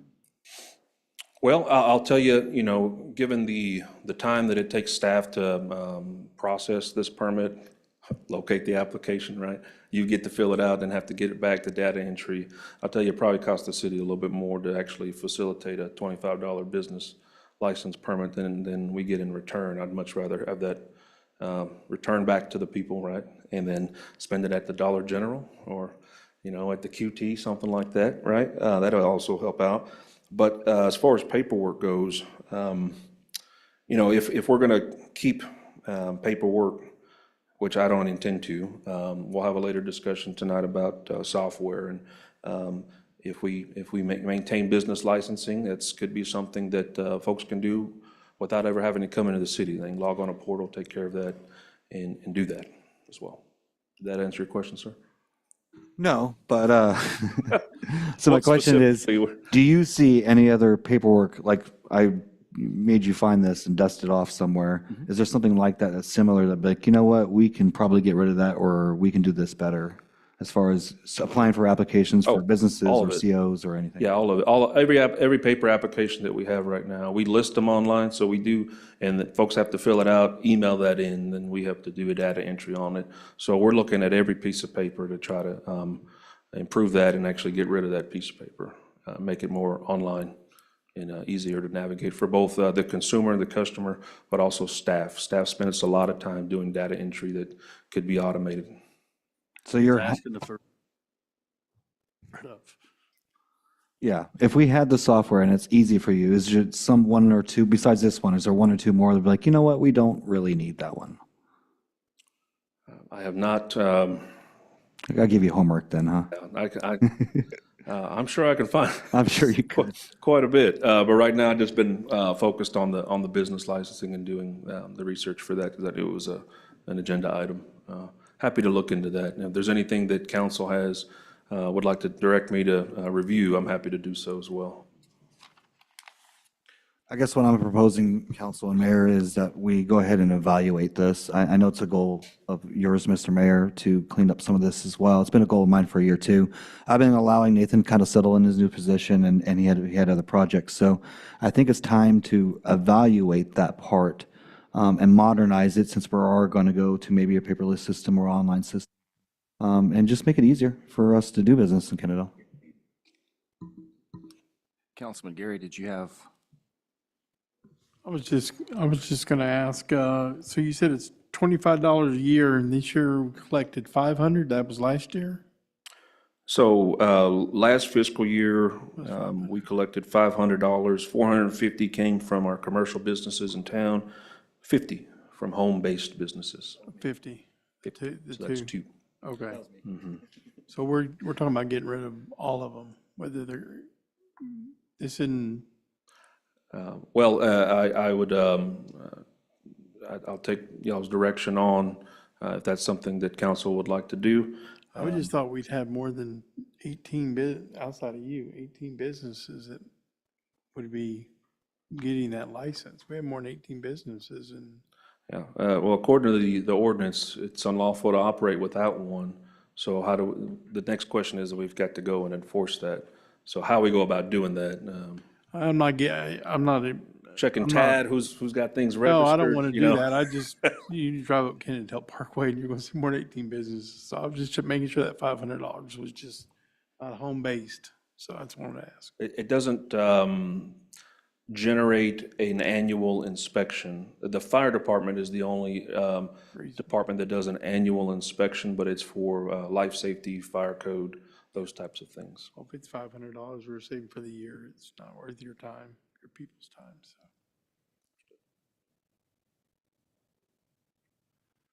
Certainly. So as I understand it, you know, and I do like the idea. Councilman Navarez like it very much. So there's an ordinance, we do have an ordinance on the books that the council votes to approve or repeal that ordinance. This would solve the problem then. It would no longer make it a requirement to obtain an annual business permit. Now, there's other permits out there that are required, so like a solicitor's permit. Those, I think we need to probably, if someone's knocking on a door and they haven't obtained a solicitor's permit, Sure. that's something that they need to obtain through the city. There's background checks that are involved with that. Another permit that I think that we can explore is probably amusement devices.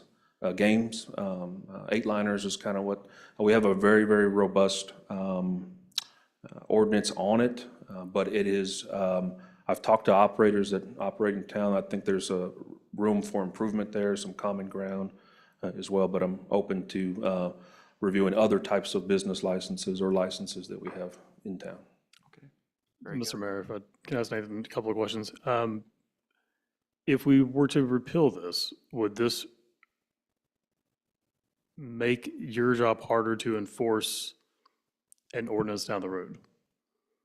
Meaning if someone were to then be operating a business without registering and you wanted to shut them down, it's a tire business or something else, if this was no longer there, would that affect your ability to say you can't do this out of your house? Or would you then go back to the UDC to say you're against the UDC guidelines? Correct. Our UDC has a whole section in Article 11 that deals with that. And it would be a zoning violation if they operated a home business, which, I mean, that's the bread and butter of America, right? Have at it. But if you start stacking up, you know, steel on the front lawn or something like that, then we're going to have a conversation and bring that zoning violation to your attention. The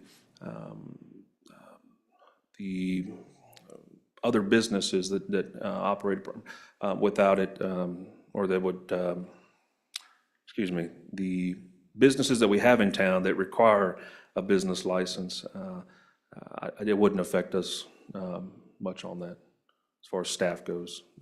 I may have missed the first part of your question. That's fine. I guess rather than repealing it, we could look at using the technology to eliminate the toil of your staff having to hand key it in, make it a one online form. Maybe we change the ordinance every 3 years, you renew it, and if MyGov or Tyler, whichever one we use to handle this, can automate that renewal notice, like the DMV or DPS just sent me an email saying, hey, the registration on your car is about to be out, go online and renew it. If we could do that, then that's not repealing it. We still have the teeth from an ordinance standpoint and a little bit of revenue. If we take the toil out, then it's just profit. The two things that we have right now, certificate of occupancy and business licenses, there's a big, there's a higher threshold, I think, on if I were to revoke a CO, let's say it violates zoning. We've got substandard buildings, life hazards, safety hazards, things like that, where a CO could be revoked for a business that's operating. If a business fails to obtain their $25 permit, do I revoke their business license? Do I shut their business down because they didn't get the $25? So I think that's even a greater question to ask as well. So certainly willing to proceed any way that you guys decide. I think the biggest problem with that is, like, I'm the only one applying, I don't think a lot of people realize that they have a home business, they need to get a business license. Mine was just in case, nobody told me. I just came down here to see if there was something, and I was told, yes, you do need something. But I can name 5 businesses in our neighborhood that wouldn't, not violating anything. They're, eBay businesses or tree lighting, for example, my neighbor, that obviously don't have the home-based business license, so nobody knows about it. So even if we did a 3-year term on it, like, what are we gonna do? Are we gonna go, bang on everybody's door that has a home business or narc our neighbors out? If we do something like that, I would want education behind it. Let's educate the public, like, you're supposed to be doing this. Otherwise, which sounds like by the numbers, we can just get rid of it altogether. Right. Well, I wouldn't do it now while we just have a manual process in play, but if we can leverage technology to handle it, if Arlington will let us put some notice on the water mailer going out on the bills, just a little line saying, hey, by the way, if you're home-based businesses, please go to this tiny URL and read what we're talking about, and then see what happens. You can go on Google Maps and see all the businesses that are running at people's homes right now. That's a lot more than 2. It's not just Jeff's house. And A lot more than me, yeah. Right, and part of that too is just you're paying into the city because you're benefiting by being here. That's just part of the equation. So I don't see a problem with asking people, to your point, it's $20. It's not going to ruin your year. If we make it easier on the staff, great. If we make it 3 years, that's fine too. But I don't think repealing it is maybe the right. Maybe that may be a bridge too far.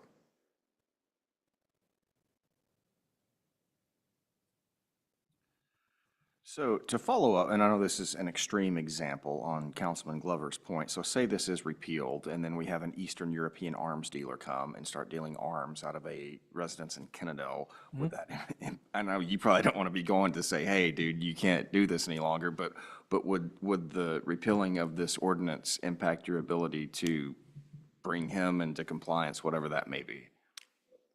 No. In fact, I've talked to the ATF twice this year that, and in other cities, right, where they home gun dealers, they're hobbyists, things like that. They have to obtain certain licenses to enter into that particular business. And the question I get is, does the city require a license on it, or a home-based business? Because a lot of cities don't. There's cities that have nothing on it. And if they do, then they simply just have to pay the $25 fee.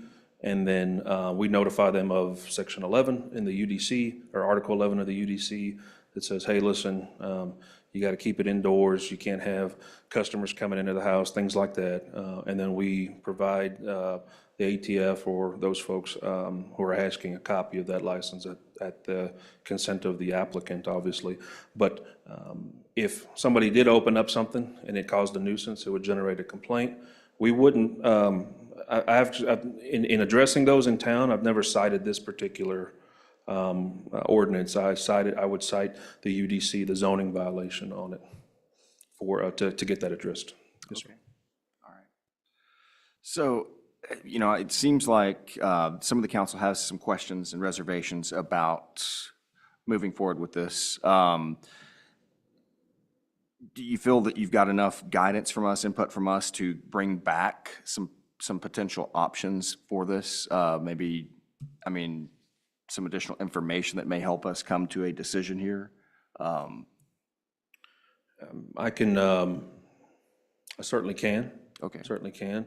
I'm thinking of how I'd go about doing that. I'd probably, my next step is I'm going to go on TAD and I'm going to be like, who's registering a business in town without, you know, and. If I could jump in just a little. You said 1977 was when this ordinance was? That's what is on Muni Code underneath the statute, and that's the only thing that hasn't been touched since then. So normally, under every statute, there's a, I feel like I don't need to just explain this to you. But That one actually predates me a little bit, but if we could find, these kinds of ordinances exist usually for a reason, and it's for intelligence gathering. You want to know what's going on in your community.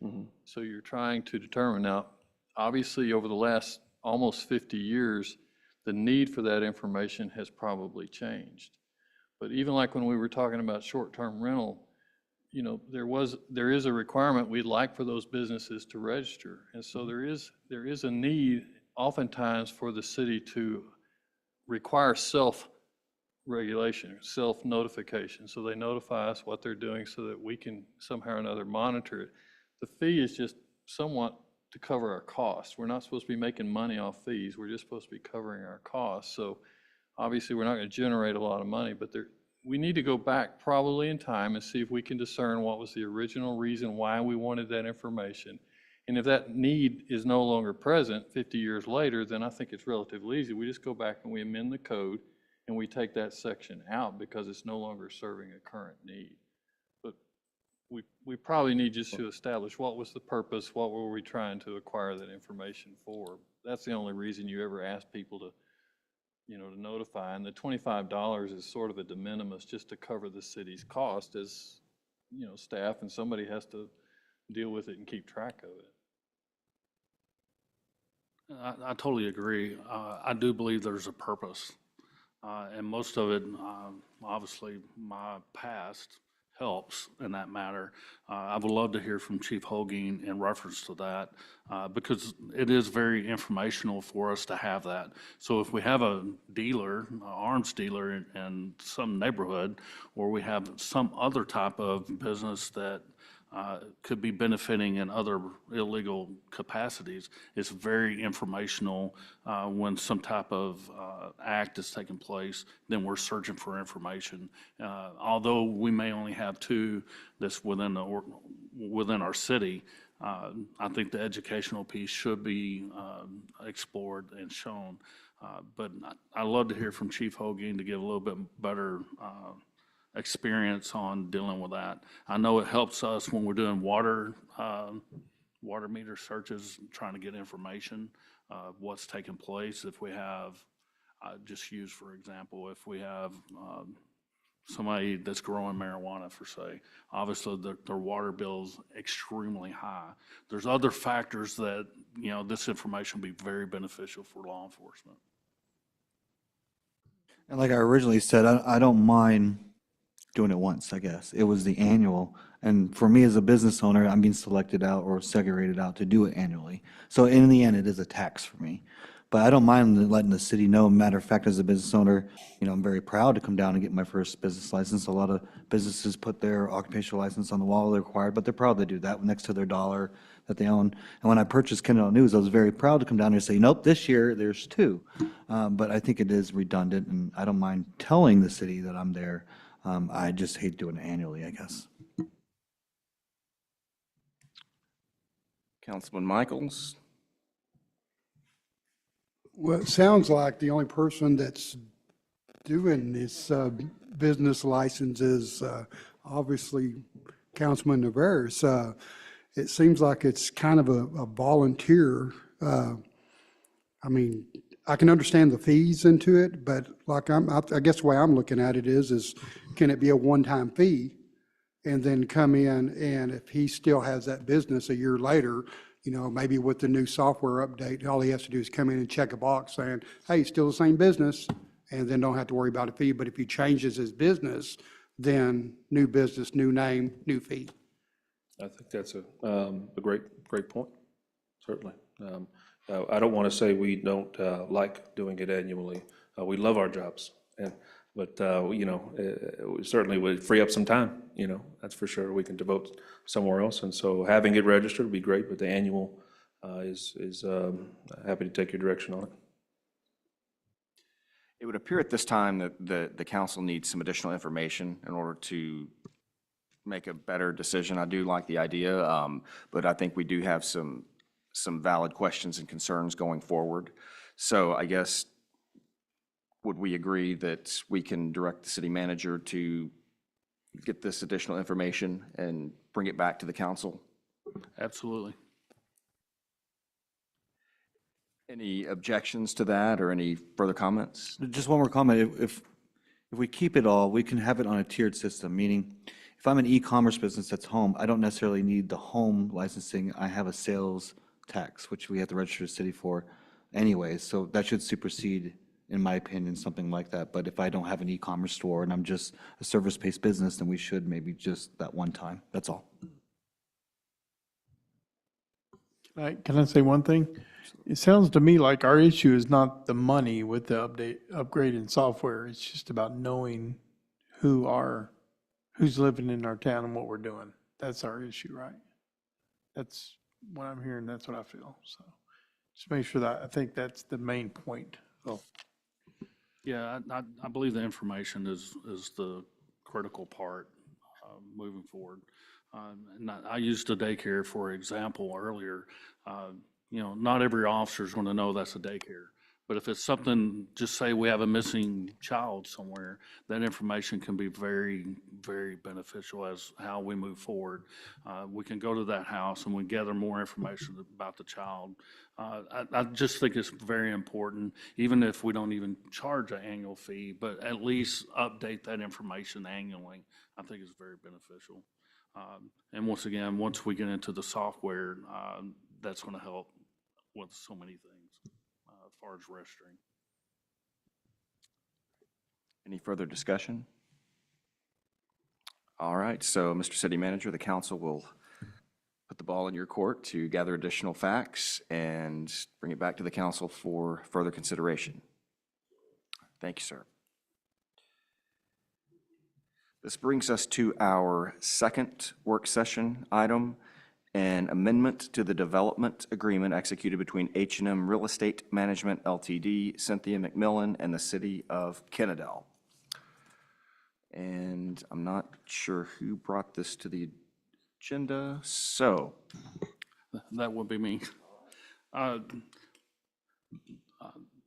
This agreement has been in place 10 years, and it's coming up for expiring in June. The owner of the property had brought this to our attention and had asked for a 6-month extension to the contract. Dave McMillan obviously is the owner of the racetrack property that's on New Hope Road. We've had an agreement with them for a development. During this past 10 years, he has brought several developments to our attention and asked for approval for that. He currently has another developer has interest in his property, and he thinks and believes this contract is beneficial for him, the person or the organization wanting to purchase that, and for the city as a whole. So he's requested that we review that and approve for a 6-month extension to the current contract. There has been one adjustment to that, and Carmen, if you can help me if I miss it, but he had actually sold 18 acres, approximately 18 acres of that property, and we did make that adjustment to that contract. So you'll see that's been taken away, not only in the contract verbiage, but also on the map itself. That's the only difference between the old contract and the new contract. Okay. We'll open the floor for discussion. Thank you, Mr. Mayor. I'm just going to ask council to support this. This is an old contract. This has been an old kind of agreement with the property around, or even around the McMillans. It's not necessarily his fault that we've had change of power or city managers. And in my opinion, he's done his due diligence this last decade to try to sell this. It wasn't until recently that we've become more appealing publicly. Our reputation publicly is better out there, and developers are a little bit more interested. So I'm even asking maybe for a year, let's extend it for another year, because nothing gets fixed in 6 months. And just give them another year to allow them the lead room to fulfill the contract. Councilman Gary? Councilman Michaels? Councilman Glover? I guess my question is, what is I'm reading through the notes here on the agenda. What is the contract for now? I'm familiar with the property. I've toured it with David. But what is the contract that we're extending? What does that give him, or what does that give us?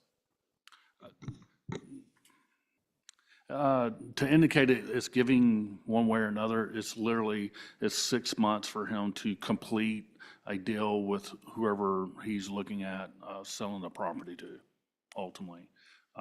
He believes there's benefits, obviously, for him, the developer that's wanting to purchase it, and the city as a whole. That's what he's looking at. He just doesn't want to expire, then all of a sudden, there's nothing that's appealing, or there's nothing there. He just wants the contract to be extended for whatever benefit that's for him, and possibly even for the city as a whole.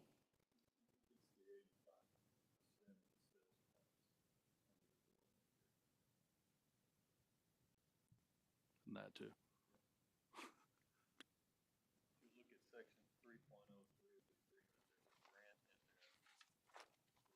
Oh, yeah.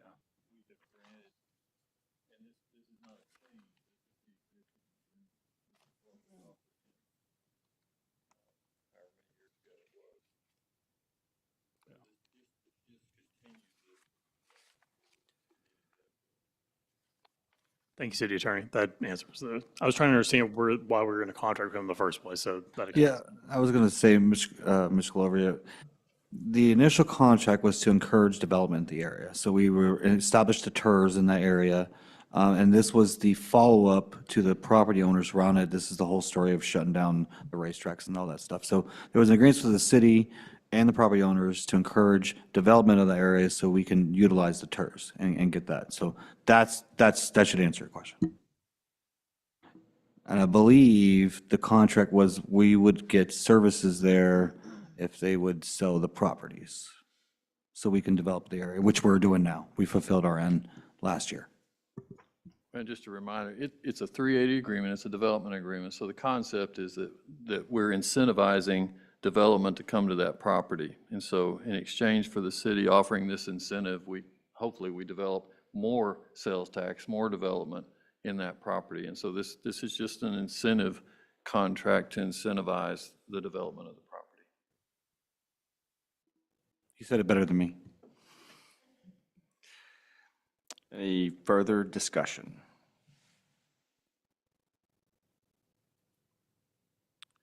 So is the council in favor of directing the city manager to move forward with plans to extend this agreement? Mr. Mayor, I think this is going to be an item for consideration later on, so. Go ahead and move it up and vote on it now. There's nothing wrong with if y'all want to go ahead and do that way. You can just bounce to that item on the agenda and go ahead and take action if you're ready. Is the council ready to take action? I'm okay with that. It's up to you, Mr. Mayor. Okay, then let's move the item up. And let me find it on my agenda. It's C4. My only question, I wish Mr. McMillan was here today, is I've known his recent history of trying to get this sold. Is 6 months enough? I just have, I would hate for us to come back 6 months from now just to give him a 3-month more extension. I'll just say that's all he asked for. And we did, the city manager and I did, we met with him, and that's all he asked for. if the council wanted to go ahead and authorize the city manager to extend it to a year, that would be your prerogative. I don't think it's necessary. And that's on him. Yeah. Okay, so at this time, we'll move an item for individual consideration up. Item C4, consideration of and action on approving an amendment to the development agreement executed between HM Real Estate Management LTD, Cynthia McMillan, and the City of Kennedale. Any further discussion? I will entertain a motion. Mr. Mayor, I make a motion to approve the amendment to the development agreement executed between HM Real Estate Management LTD, Cynthia McMillan, and the City of Kennedale. Do we have a second? Mr. Mayor, I second. Any further discussion?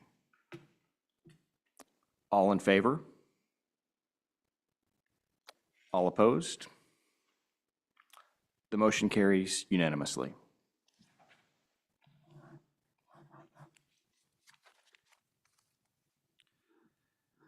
Now we're going to move to work session report item 3, the Economic Development Incentive Agreement between the City of Kennedale, Texas, Quick Roofing LLC, and QR Purchasing LLC. As I understand it, the representatives from QR Purchasing LLC are not here to give us additional details on this. That's correct. Is that correct? We asked to table it. Okay. Please. Do we have I'll entertain a motion to table this. Mr. Mayor, I'll make a motion to table this. Do we have a second? I'll second it. Any discussion?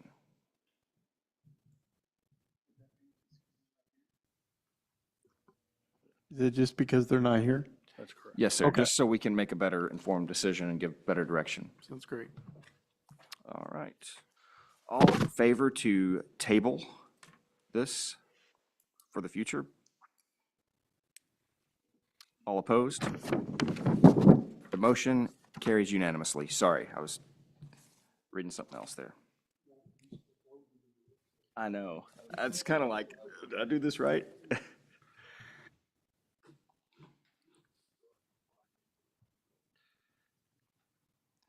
Madam Secretary, did you get the information you needed from us? Okay, perfect. This brings us to work session item A4, interlocal agreement for improvements to be made to Kennedale Sublette Road between the City of Kennedale and Tarrant County. I would also ask that we may table this as well. I can fill in some of the information, but Tarrant County Transportation was not able to make it tonight as well, and also with Freeze and Nichols. Obviously, they have more information with it. This interlocal agreement was based off the 2021 GO bond that was issued by Tarrant County Transportation. This project, the Kennedale Sublette interchange with Kennedale Parkway, was one of the options. After the GO bond passed, we had options of what streets we would want. The one we chose was Little School Road project. As we moved forward, obviously Tarrant County approved that. And they also, and within the last 6 or 7 months, they also approved this project, which is the Sublette interchange with Kennedale Parkway. They also want to have the interchange with Broadway, put a traffic circle at Broadway and New Hope, and extend Broadway all the way to Kennedale Parkway, which then would extend it to Sublette. Sublette would then obviously be rebuilt to extend all the way to Little School Road. That's the overall picture of what the project is. I was hoping for Tarrant County Transportation to give a little bit more information, particularly dealing with funding and revenue for that. Right now, it's roughly a $10 million project. It will be a 50-50 match for this as well. The other part for that intersection would be for Mansfield Cardinal to be redirected as well. That intersection with Kennedale Parkway will be further south than where it currently is. That's the overall idea of what that this project is. And if you don't mind tabling it, that way we can make sure we have Tarrant County Transportation to give us a little bit more idea, a better understanding of what that bond issuance could look like and what it's entailing. So any discussion from the council or any objection to the council to move forward with tabling this item until we can get further, more detailed information? Mr. Mayor, I make a motion to table the interlocal agreement for improvements to be made to Kendall Sublet Road between the city of Kendall and Tarrant County. Do we have a second? I will second. All in favor? All opposed? Who did the second? I'm sorry. Yeah, thank you. And the motion passes unanimously.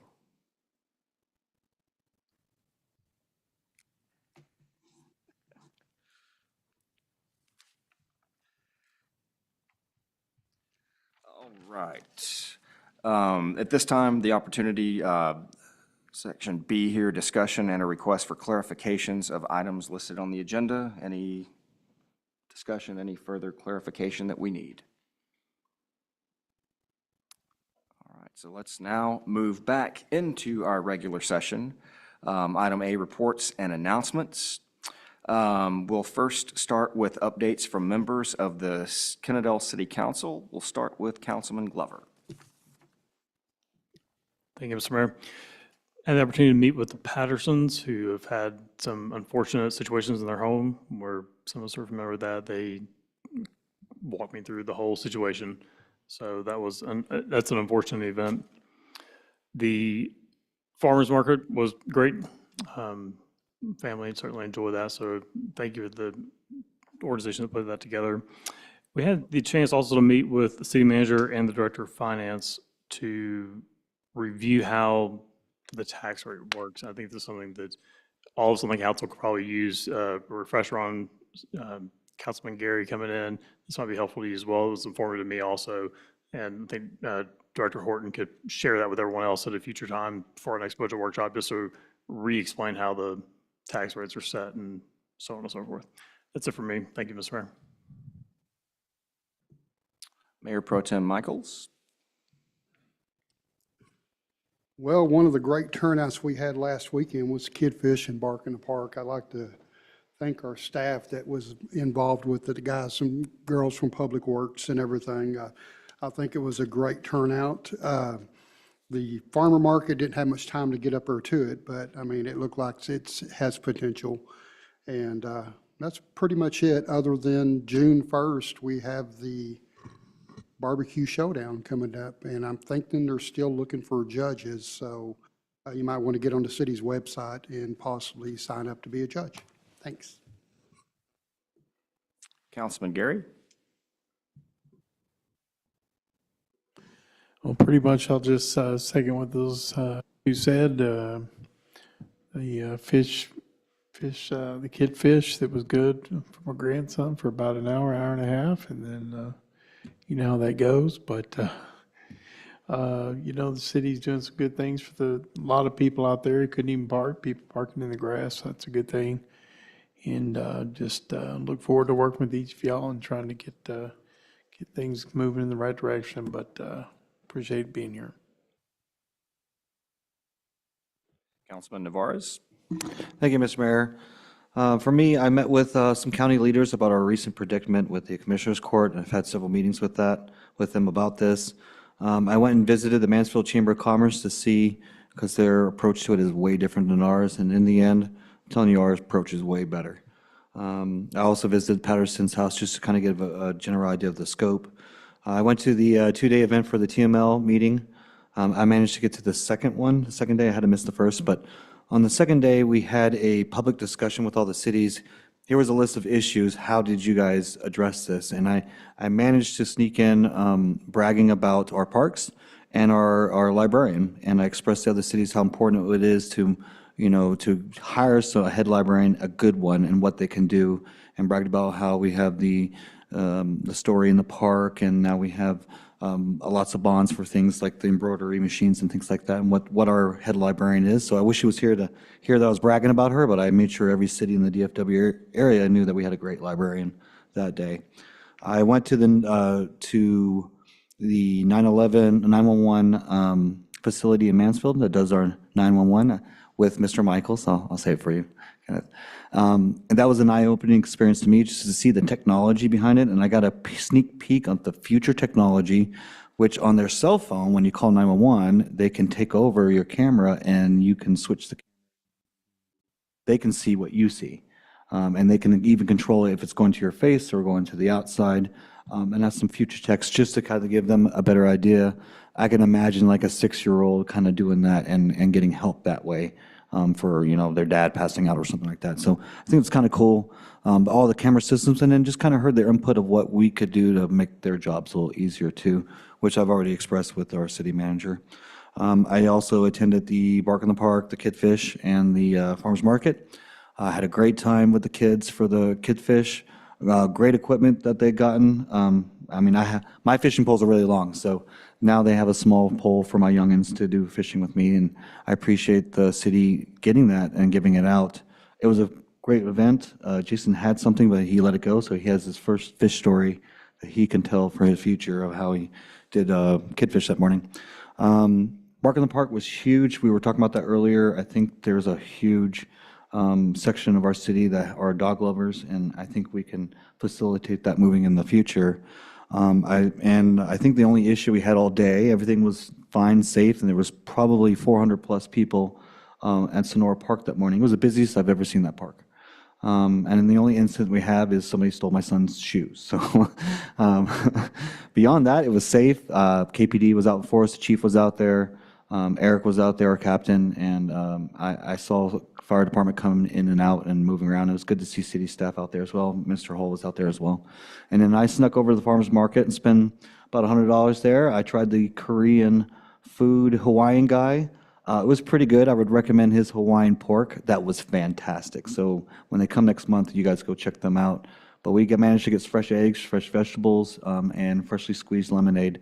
And so that was a really cool thing for me. Farmers Market's something I've been working on for a long time, and it's good to see it come to fruition. I want to thank Mr. Griffin for initiating that and getting it started, and it looks like it's going to last this time. So make sure you guys check that out. And then I went to the employee banquet today. I do appreciate all the employees here, and my wife and my 2 youngest, we came out to just hang out with the city and have some pizza with everybody. But to all the employees, I appreciate every one of you and what you do for our city, and keep up the great work. Thank you, Councilman. First, for Ms. Sanders, I did want to announce this coming Monday, Memorial Day, the Kennedale Alumni Association will be having a Vietnam Veterans Ceremony at Kennedale High School, 11:30 a.m. So hope lots of people can make that. I do want to thank everybody. I know we've got a lot of work to do, but we've hit the ground running here. I do want to thank our city manager, staff, and our council for all their hard work with this transition. Additionally, I've gotten a lot of questions about the incident at Dick Price Road, and hope I'm not stealing your thunder, Mr. City Manager, but to go ahead and say this, the city is working, commissioning a study, is that correct? With the intention of hopefully putting a stop sign at the corner of, or right there at Dick Price and Averett, a 3-way stop. And certainly our hearts go out to the victim and his family of this accident the other night. Moving forward, I've met briefly with Mr. Christian there at Carmen's Tex-Mex, and look forward to continuing discussions with him. He's certainly got, I think, some of the best Tex-Mex in Tarrant County, and I think would like to work with the city about potentially opening up some sort of more permanent establishment there. So look forward to continuing those discussions with him. Additionally, Kid Fish and Bark in the Park was a lot of fun.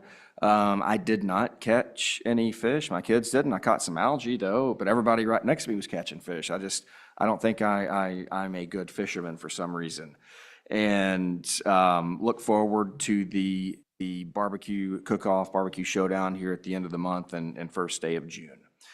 Additionally, Just a couple things. I want to start going through the pipeline. Just wanted to announce those here, but I've mentioned to the city manager, to our business owners, the month of June, I'd like to do a town hall where we sit down and speak with our business owners and, you know, just let them share some of their concerns. What are some things we can do better? What are some resources they need? What are some things that we're doing well? So we'll announce that as it comes. Additionally, I'm going to try and do like quarterly or every other month, a coffee with the mayor and maybe have a city council member with me where we can just meet at, you know, McDonald's, Burger King, whatever, just have like an open time for discussion. So we'll be talking about that further as it approaches. And with that, I think that's all I've got, Mr. City Manager. Thank you, Mayor. I do have one on the list for an update. It's a property tax reduction plan, and I would like to just redact that. At this time, I don't have any follow-up to have any explanation. Thank you. I guess at this time, financial reports for the city and or the EDC. Mr. Horton? Good evening. I'll provide two reports this evening. I'll be providing the financial report through the end of April, and I'll also be doing the investment report for the quarter ended on March 31st. So we'll start with the city's financials through April. A lot of what I'm saying now has really been the same story for the past few months. We're 58.3% through the year. Our property tax collections are pacing where we need them to. Our sales tax is actually pacing a little bit faster than last year. And one thing I do want to point out to you, Mr. Mayor and Councilman Gary, a little bit different from in the past, but on the column for the prior year, the percentage, it's based on collections, not based on the budget itself. So an item like, say, sales tax, where we actually collected more than what we had in the budget, what you're seeing is a percentage to collected. So it's just a slight difference than when you were on council prior. And Councilman Gary, I just wanted to make sure I explained that to you so it would make sense if you're comparing it to the 23 budget. But moving on, we can see our revenues, we're at 83% to budget, so we're ahead of pace on there. Our expenditures at 51.8%, and again, we're 58% through the year, so we're doing good on our expenditures. We do have some out of cycle ones coming up, so I expect that number to pinch down slightly. But if you see on our reserve, we were budgeted at the end of the year to have 110 days in reserve. I also expect this 213, that number is going to dwindle, or not dwindle, but it's going to reduce throughout the year because the bulk of our revenue being property tax, we've received that. So our revenue will be flatter, but our expenditures will keep going.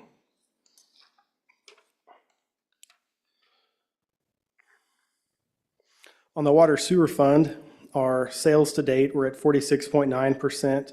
On water sales, sewer sales are at 58.6%. Our operating expenditures for utility billing and operations are at 61.1%. So we're still pacing with what I expect with the revenues.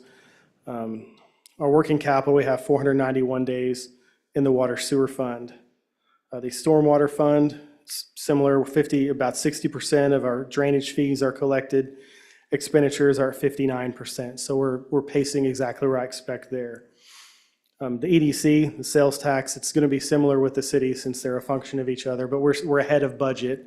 Similar pace to last year on our sales tax. We're at 49.6% of budget. Prior year, we were at 45% receipts, so we're pacing where we need to. With that, I'll open it up to questions on the city's financials before I get into the investment report.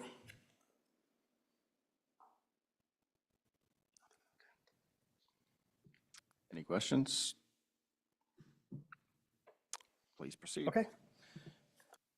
Moving on to the quarterly investment report, and this typically would be done in April, but we did miss that deadline. So the figures you're seeing are through March 31st. So some of the verbiage on here where it says we will do something when it comes into future plans have already happened.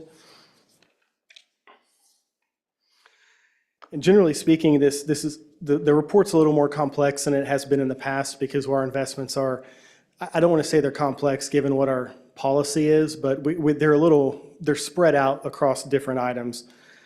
For example, our plan with R.W. Baird and Company was executed. Our plan with Frost Brokerage was executed. So one thing I do want to point out, if I'm looking on page 4 specifically, on details of the portfolio are presented in the following tables. The unrealized income, that's a new column because we've invested in different bonds. Some of these, if you look at Baird, it does say that we have an unrealized loss.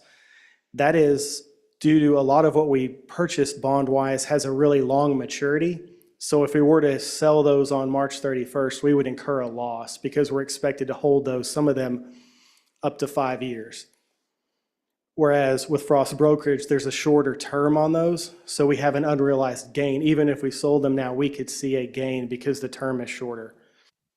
In general, the plan with Frost is that every 90 days, we'll have a tranche of bonds that are coming up that we can make a determination on what we want to do term on those.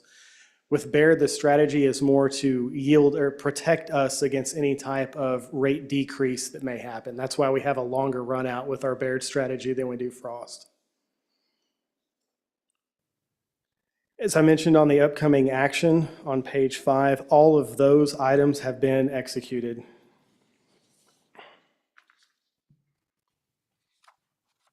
I'll open it up for questions on our quarterly investment report. Any questions? So on the unrealized losses there on the bonds, I guess that's just due to amortizing the discount. Okay.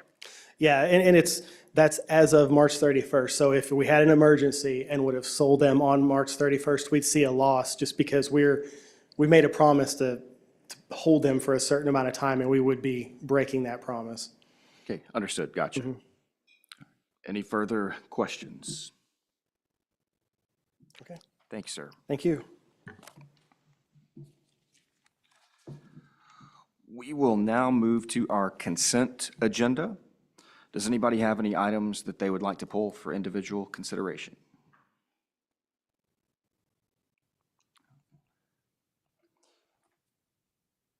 I would request that we pull consent agenda item 4, consider a request for final plat for Emerald Crest Estates to create lots 1 through 10 and lot 1X being lots R1 through 5R and 6, Block 1, amending plat of Emerald Crest Estates in addition to the city of Kennedale, Tarrant County, Texas. Would anybody else like to pull any other items? Then I will entertain a motion to approve consent agenda items 1, 2, 3, 5, and 6. Mr. Mayor, I make a motion to approve the consent agenda 1, 2, 3, 5, and 6. Do we have a second? I will second it. Any further discussion? All in favor? All opposed? The motion passes unanimously. All right, so consent agenda item number 4, this request for final plat, just to make sure that I'm on the same page and trying to understand the situation here. So can I ask the choices council members have when voting for this item? Has this already, I mean, this is just. Let me jump in there a little bit and just to remind you, on a plat, if the applicant has met all of the requirements of our ordinances, then the council has no discretion. You must go ahead and approve it. So really, all you have to do is ask staff, has this applicant met our requirements? And if the answer is yes, then you have no discretion.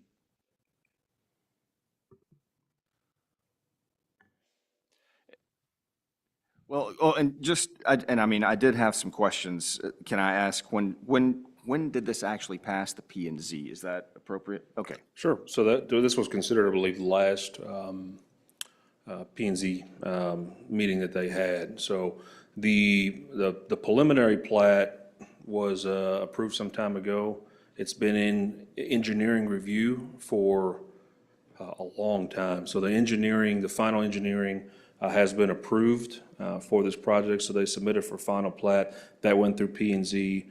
P and Z recommended approval, and now it's coming to council for your blessing as well on that. Okay. And so I asked because, I was trying to look back and see all this, and I see, I believe this started in 2019. And I think it was originally, the lots were originally zoned as R2, and I think they tried to change that to multifamily, and that didn't pass, or well, I don't know if I'm using the proper terminology. And then I guess at some point, obviously, it went from R2 because it's now R3, and I don't see when that happened. Well, that would be a zoning change that occurred some time ago, not associated with this particular plat. It's met the R3 zoning as well, so these are, it's like 10 single-family lots with a detention lot on the north end of it, so that process has played out some time ago. I can't speak to any prior rezone attempts. I'm not familiar with that in particular. My involvement with this particular project is simply, it's been an engineering review following for a long number of years. And and they switched the engineer, I think, at least 2 times during this process. So they've had their own challenges, but they've had 10, 11 rounds of review with our engineering firm. And, another question is the runoff, and I asked that because we've had some issues very close to that area with Winding Creek, and then been made aware of another creek that's causing some issues kind of just north of there, and, it looks like just, it's all kind of flowing to that area. So, will this development cause more runoff than what's already occurring? I don't believe so. The lot itself tilts to the north, so everything runs through the creek that's back there, Winding Creek itself. If you're referring to the flooding or the complaints of flooding in the Winding Creek neighborhood that is adjacent to the school district, that's outside the limits of this particular project. However, in talking with our engineering firm, I said, and when we got wind of that, I said, hey, we need to take very good look at that. So that has been done. There were a couple of rounds of review that had to deal with an outfall structure. That issue's been resolved as well. The school itself, as they submit, they're going through their engineer designs. We've had 4 meetings with their design team and our engineering firm to discuss the school's plans to mitigate flooding on their end, given the new projects that they've got in that particular area. So we have looked at the concern for flooding, and we don't believe that this development will negatively impact any other existing issues.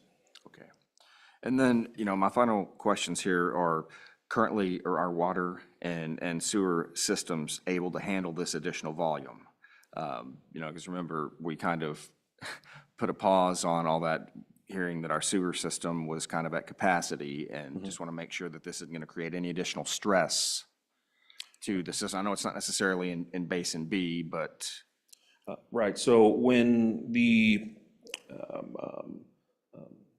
moratorium, they were taking into account all the development that had kind of been already going on in review, and as far as capacity goes. We've addressed those issues. I don't have any concerns with capacity per se. Even in the existing system, we have an infiltration problem, from what I understand, stormwater getting into the lines. It makes it seem like our usages are quite up. But that's a combination of issues that are being resolved. But this is a very small development, and I don't envision any impacts to the existing system. And that's something that our engineers have also looked at. Okay, and sorry, one more question. This does meet the minimum requirements, size requirements for R3 zoning? Correct. Okay, and is that pre-2023 UDC or 2019 UDC? That would be, that would be under the date that they received their preliminary plat, so that would be 2019. But these lots, and you've been provided with the site plan or the actual plat itself that shows these lots, very, very larger lots, I believe 80 in north, maybe even wider than 80 square feet by a good sized depth as well, with 100 plus on those. So these are good sized lots. Okay. Any further discussion? I just have one question. So is it normal for something to take 5 years to come once? I don't know about that. Magnolia Hills is ready to go tomorrow if we approve it. I'm just wondering if that's normal for 5 years for something to come, to take this long just for 10 lots to get engineered and get done. Have we ever been through that before? I mean, I'm not aware of. Well, the city of Arlington has like a 2-year gap, right? Is that correct? Where they have, from the time something is platted to the time they break ground or what? I don't know if that's exactly right, but do we have anything similar to? We do. So when you receive a preliminary plat, you've essentially got 2 years to bring it to fruition or to get to final plat. That can be extended, obviously, if they have good faith effort and they were going through significant engineering review, which is the case. Here in Kennedale, unfortunately, 5 years seems to be, there's precedent for that in other types of developments. So the decisions, we make today, a couple of years down the road is when we'll actually see something come to pass. But this particular one, again, like I said, they've even spoken to me about their frustrations with their own design team that kind of extended that time frame. So 2 years, 3 years is typical in development. But when you're changing engineers in the middle of it, you fire one and hire somebody else and then have to find that person. And then there was a third group that got in towards the end to just kind of get it over the finish line. That did extend the time frame, about a year and a half. So as long as I've been working with this team here, so I hope that answered your question, sir. Any further questions, discussion? I just want to make sure, Nathan, during all this, the mayor does have a right to ask staff, does this applicant meet the requirements of our current ordinance? Oh, yes, it does. Okay. So typically they are governed by the date that it's platted, but we did look at our current UDC and it meets those spatial requirements as well. Okay, thank you. Yes, sir. Thank you for your answers. That being the case, I would just remind the council that this is not a discretionary act. This is in the nature of a ministerial act. They have met the requirements of the ordinance. We have to grant. Sure, I'm just trying to figure out what the holdup was, and because it looks odd that it happened. I'm not disagreeing with you. I just want to make sure I understood. Okay. You got the answer. Yes, sir, thank you. Any further discussion, questions? All right, I will entertain a motion.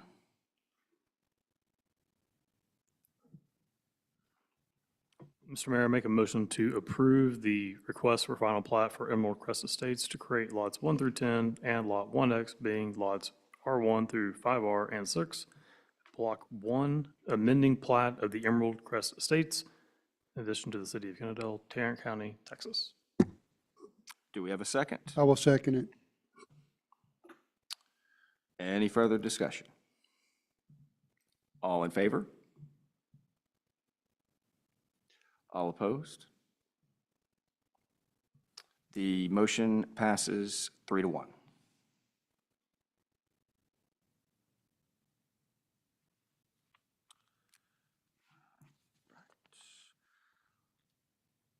Moving on to items for individual consideration. Does anybody need a break? No? We're good? 5 minutes, or do you need longer? 7 minutes, gotcha.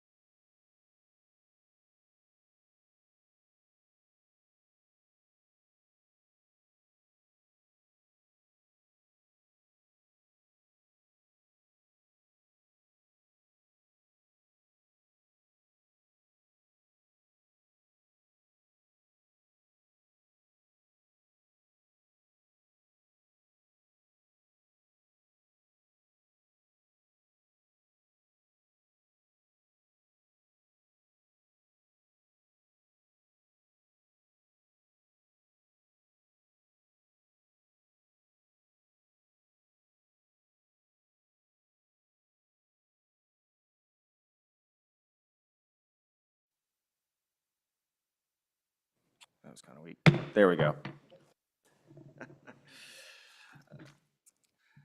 So let's now move to items for individual consideration. Up first is consideration of an action on approving a software agreement with Tyler Technologies. Mr. Horton. Good evening again. With me is Kirk Cunningham. He's with Tyler Technologies. Definitely available to answer any questions.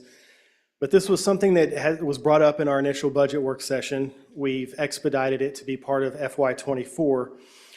I have 3 bullet points on the staff report that outline why there was a need.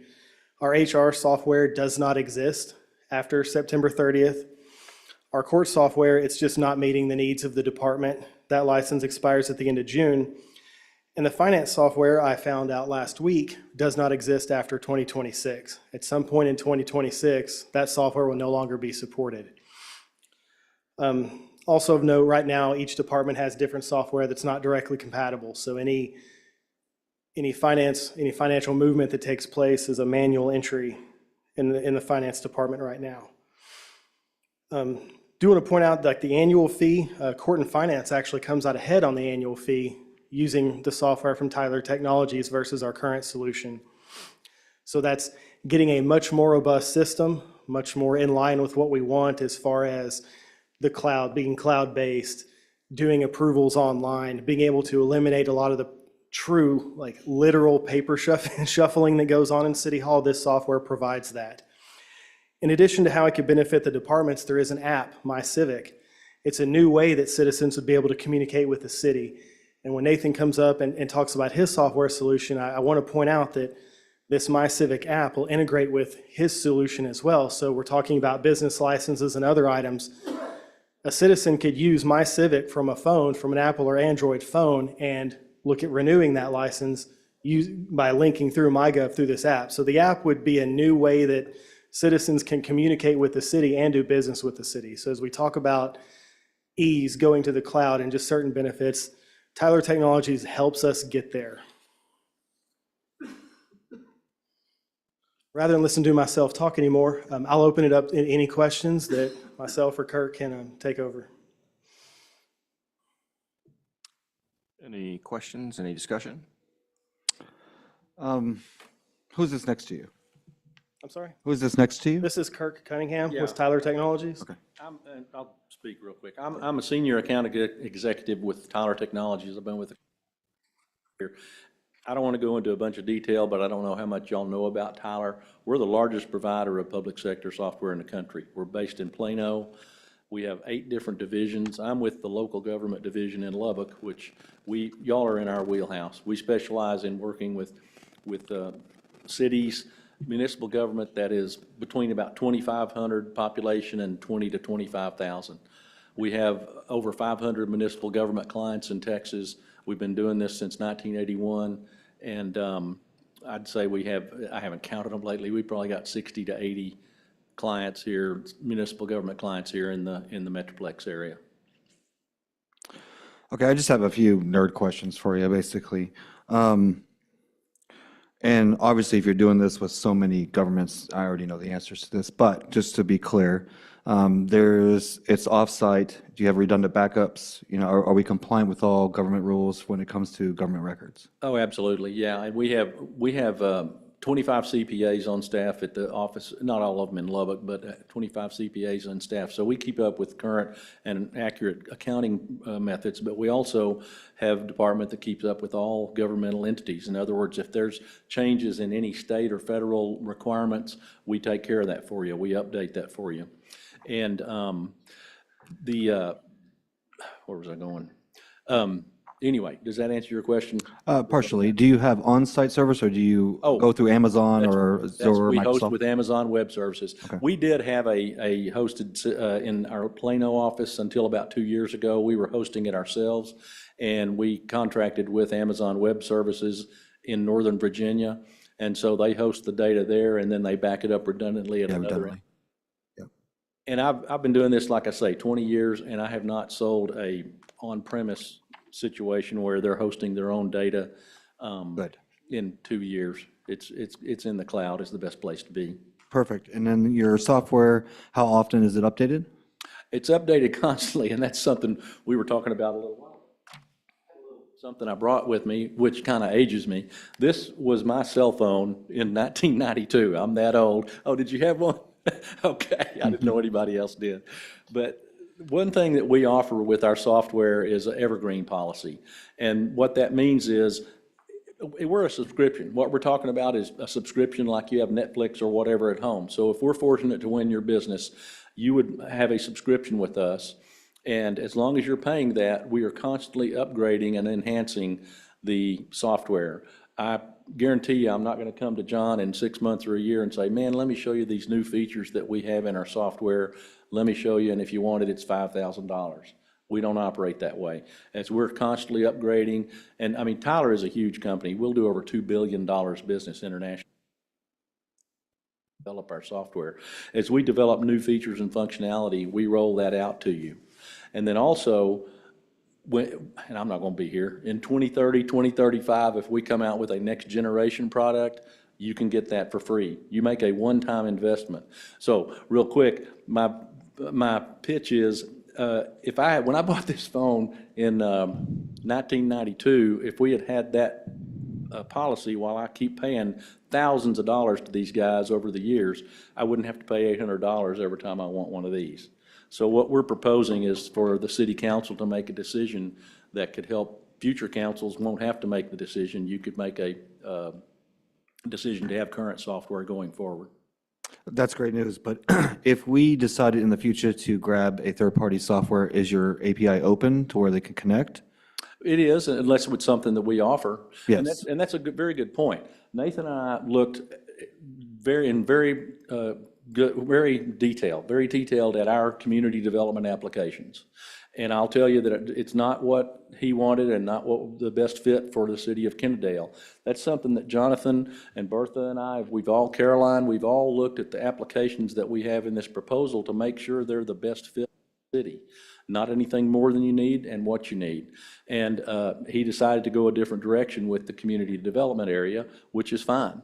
So to answer your question, yes, we can integrate with those, but for example, we have a content manager piece in our software, and so it's similar to what Laserfish does. And so we work with some cities that have Laserfish, and we have a integration where it's manually brought in, but this one is completely integrated.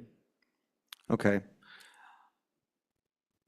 And then for our citizens, will they have to be a member to interact with the software? Like, do they have to have a login and a login?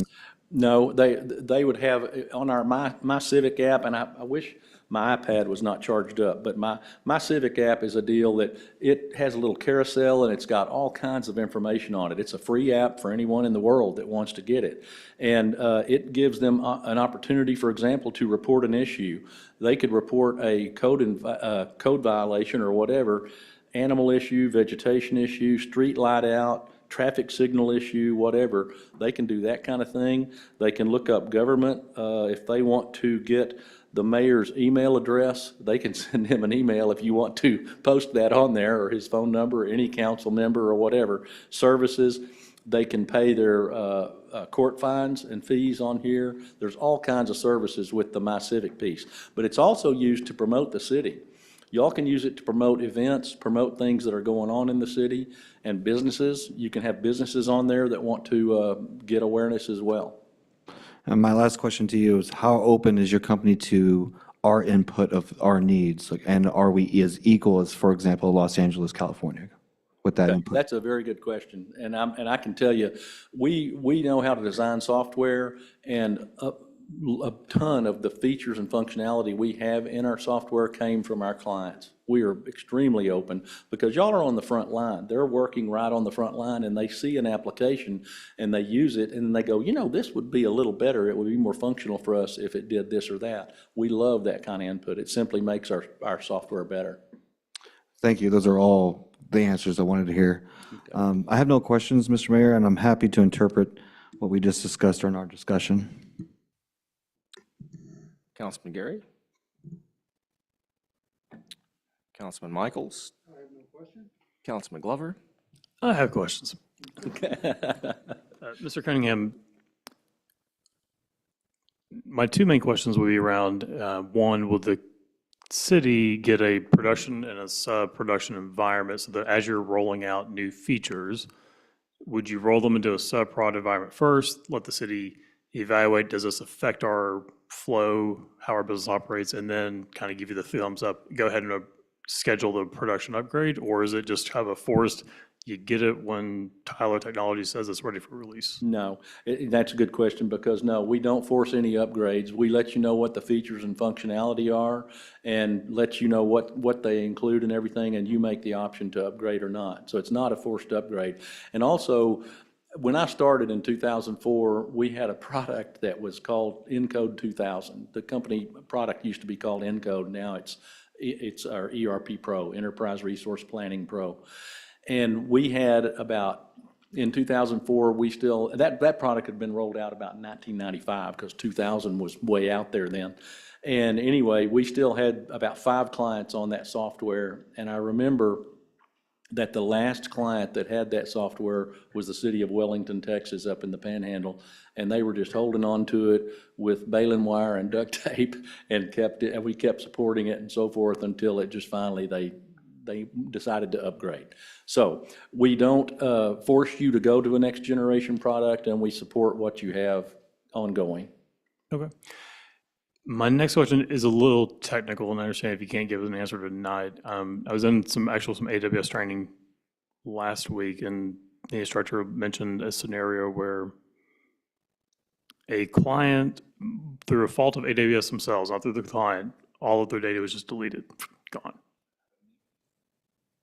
And the client was only able to recover because they had their own offsite backup. Because if they were backing up with AWS, it would have been deleted, or all their backups were deleted when AWS cleared them out. So the technical question is, could we maintain an offsite backup or our own backup of our data in the unfortunate event that AWS were to have a little mistake like that, which that does happen from time to time, as Councilman Alvarez just mentioned? That's something I need to check on, because we did that when we had the data center at Plano. We would give clients a weekly, and there was a fee for it. There was a fee for a weekly or a monthly backup of their data that we're hosting in the cloud. I don't know the answer to that with Amazon Web Services. I haven't been asked that yet, and so I'll need to get that answer and get back to you. But I would presume if you want to hold some of your data, we're gonna get that for you through Amazon Web Services, because we have had clients ask for that. Okay. And you know, I don't know if y'all know or not, there's, like I say, I have not sold an on-prem option where they had their servers in some time. And I live in Lubbock. I don't know if many of y'all have heard of the city of Muleshoe, Texas, but it's about 80 miles northwest of Lubbock. And their water system was hacked in March by someone out of Russia. And so fortunately, they caught it, they stopped it, and it didn't cause any damage. But I mean, we all know about cyber attacks, and so cyber attacks are extremely, it's not a if, it's a when. And so that's why we contract with Amazon Web Services, to get a very good company. But I will find out the answer of that for you. Thank you. Just to kind of clarify, it wasn't that we would host it ourselves. It was just, like what happened to Mr. Neverez. If something were to happen, let's say Amazon had a massive failure also, and we just needed to get back into the data or needed to restore it, we would have that as a backup, not to actually host the front end of the application. But that would be my only 2 questions. Everything else looks fine. Your RPO, your RTO look great. Your PCI compliant, so we can actually process credit cards in a compliant manner. So no issues there. Thank you for sticking with us for coming up on 3.5 hours now. Mr. Mayor, just a follow-up question. Do y'all throttle the bandwidth if we needed to recover whatever file? Is it throttled? Is it limited? No. I mean, the bandwidth that you have for your internet. Well, yes, if we have the full stream coming, do you limit it on the other end of the stream? Oh, no. In fact, that's another good question. I keep saying that. We've had people, for example, the document management system that we have, Tyler Content Manager. I've had clients ask me if there's a limit to how many documents they can store. And we actually provide, our municipal court software is the most scalable product that we have. And we actually supply We support the municipal court software for the city of Arlington, Dallas, and San Antonio. And I was talking to a guy named Michael Lau that works in those areas, and he said that the cities of Dallas and San Antonio are the only two clients we've had that have had to purchase extra bandwidth for any of their documentation. And that's because they just simply have millions of documents in their courts. I understand that. Thank you. Okay, thank you. I do have a few questions. So this software, if approved, would be used by HR, the court system, and finance, is that correct? All right. Yes, sir. And so, you know, I'm thinking back to this current year's budget when it was approved, we had some significant expenditure or itemizations for software. Seems like it's a pretty big upgrade here. So I guess my question is why are we doing it currently? And I know I see the, you know, September 30th, but why on this budget cycle instead of next? Well, the courts comes up at the end of June, so we wouldn't be able to last. Part of that issue is that the solution that was provided isn't getting the job done. It's taking a massive amount of additional time, and the solution just doesn't provide the functionality that the court needs to operate. As far as why now, if we're doing it for one and we can go through an integration at the same time, it would help. We're trying to get integration between all three of these departments. So knowing that we need to do one in short order, we have one that we have to do by the end of this year. With finance, it makes sense to just make it one push. That way the connectivity, we can test the connections and we can test the functionality right now. Additionally, with this app, My Civic, it plays into community development, their software push. So it's something, it might sound like it just came out all of a sudden, but part of the philosophy we've been discussing is integration and having departments not make decisions on their own. Let's make decisions as a team so all of us can be pulling in the same direction. With that said, the timing with court, it is speeding up that timeline considerably. Okay. And so the total cost for this particular software is, I know it's in here somewhere, I'm fumbling trying to see it. It's in the budget amendment piece. Okay, it's in the budget, but it's 100 and something, right? 111 something?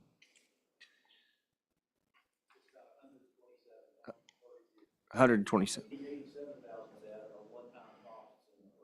One-time cost in the first year. Okay. And so did we know we were going to, I guess, did we know we were going to do this when we adopted the current budget? Not to this extent. Okay. Because it just, you know, it is a pretty significant It fluctuation. absolutely is. And that is something I am mindful of, and that is why I did mention when we look at the annual costs, 2 of the 3 departments actually has a reduction. That's something we hadn't planned for a reduction either. We certainly hadn't planned for an annual reduction on such an upgraded product. Mr. Cunningham joked about when he bought his cell phone. I mean, that's about the year that I think STW was last upgraded. I'll let that simmer. And part of it too is the current software product we have is forcing additional modules on us. That's part of why the cost is so much greater. We're not getting any real service from STW or their parent OpenGov. They're unwilling to decouple modules. And we're stuck with a software like utility billing. We don't use that, but we're paying for it. That's a prime example. With Tyler Technologies, we're not going to pay for that because we don't use it. So there's just a service level that we're able to get right now using, or we would able, if approved, have that we're just not close to getting right now. Understood.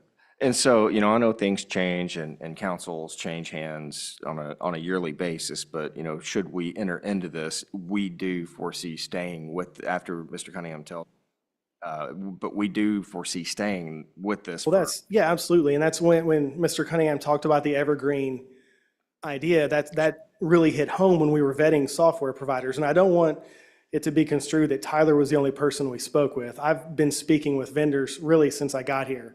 Within a month, I looked at our software and got a little frustrated, but we vetted several providers.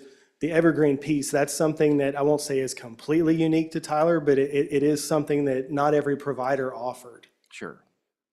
And to me, looking around at the other vendors and getting other referrals, Tyler seems to be the gold standard right now. Okay. So this would be, as far as these integration costs and what we're calling one-time fees, yeah, absolutely. Sure.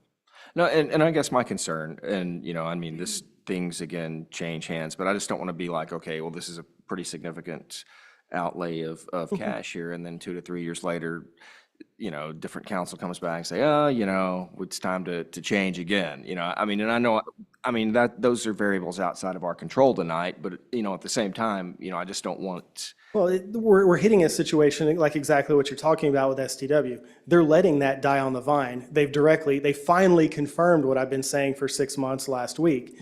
And they're not going to cut us a break if we stay with them. We get nothing. To upgrade to their OpenGov platform for financials, we don't get a break for staying with them. That problem is not going to exist with Tyler. We pay once, it's evergreen, we get our upgrades if we want them, and we move forward. We're not the least expensive option for you. I can tell you. I mean, we're not the least expensive, but we bring the best value. And one of the reasons I say that is we have a 98% client retention rate.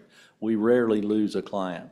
And so therefore, when a city chooses Tyler and starts working with our ERP Pro software, they realize that it is a value. There's value there, and that's what you want in anything. You want to have value in what you're utilizing. So I understand your concern, but I really don't think the city, I mean, we just don't have cities that leave us very often. Okay, very good. Thank you, sir. And thank you for being here. You're not driving back to Lubbock tonight, are you? Okay, good. I'd like to add also, this has been a process for the last year.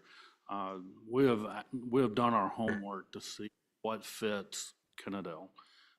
And obviously Tyler is that piece, and so is MyGov. We've done numerous testing to see their product. They've called other governmental entities to make sure what the product they're trying to sell us is actually accurate. It's doing what they're selling us. And that's one of the reasons why obviously Tyler was the chosen one for Kennedale. But this is not an act that we just came up with 60 days ago or last month. It's a process. Each department head has done their homework and made sure this is a fit for us, that we can all talk. That's the problem that we've had for the last 2 years. As they have come into their department, that's what we've been evaluating. Every step of the way is how do we communicate and have more initiative of repeated work. Just kind of like John is indicating, as we progress, he's doubling his work for no reason. There's software out there that will help eliminate that doubled work. And I think this is the most robust system that the city has had. To me, you know, the police department has been one of the superior pieces of this, and Tyler plays a role in that as well.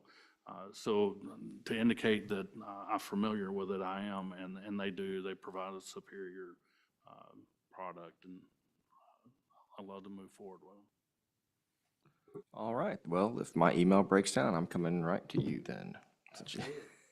Any further questions, discussion? Just a comment.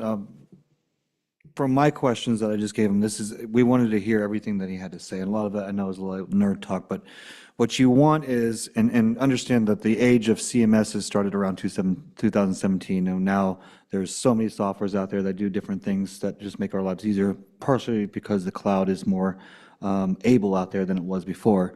But what you want to hear from a software company is, one, they've been around for a long time. Two, customer support is super important. And the retention rate, I think, shows to that.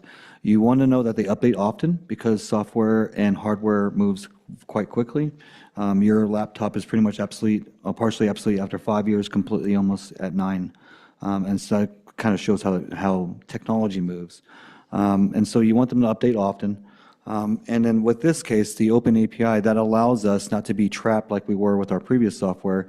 But if I wanted to make a software to show on the screen, just updated content all day long, they would give us the way to connect to that software so we can show that. That's what open API means.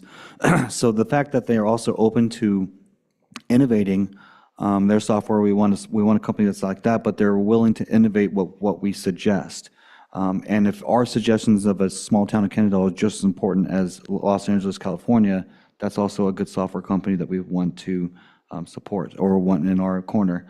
And I would say that all this is great for us. You don't want to see a situation like the county is getting themselves into with their new civic software, which they built themselves and now have cut off all updates to it. They won't get any more updates to that. So that software is going to break in 5 years.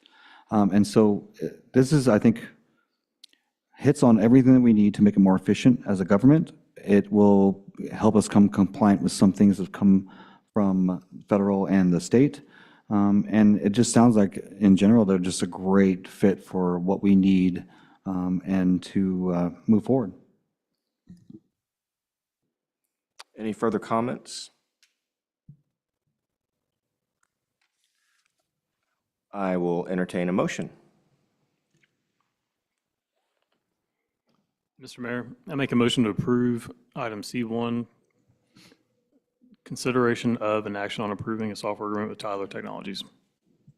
Do we have a second? I will second. Any further discussion? All in favor? All opposed? The motion passes unanimously. Moving on to item C2, consideration of and action on approving a software agreement with MyGov.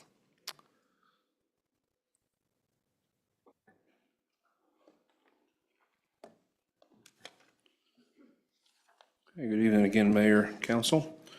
So the Community Development Department, we've been considering a change of permitting software vendors to improve customer service, department efficiency for quite some time, well over a year.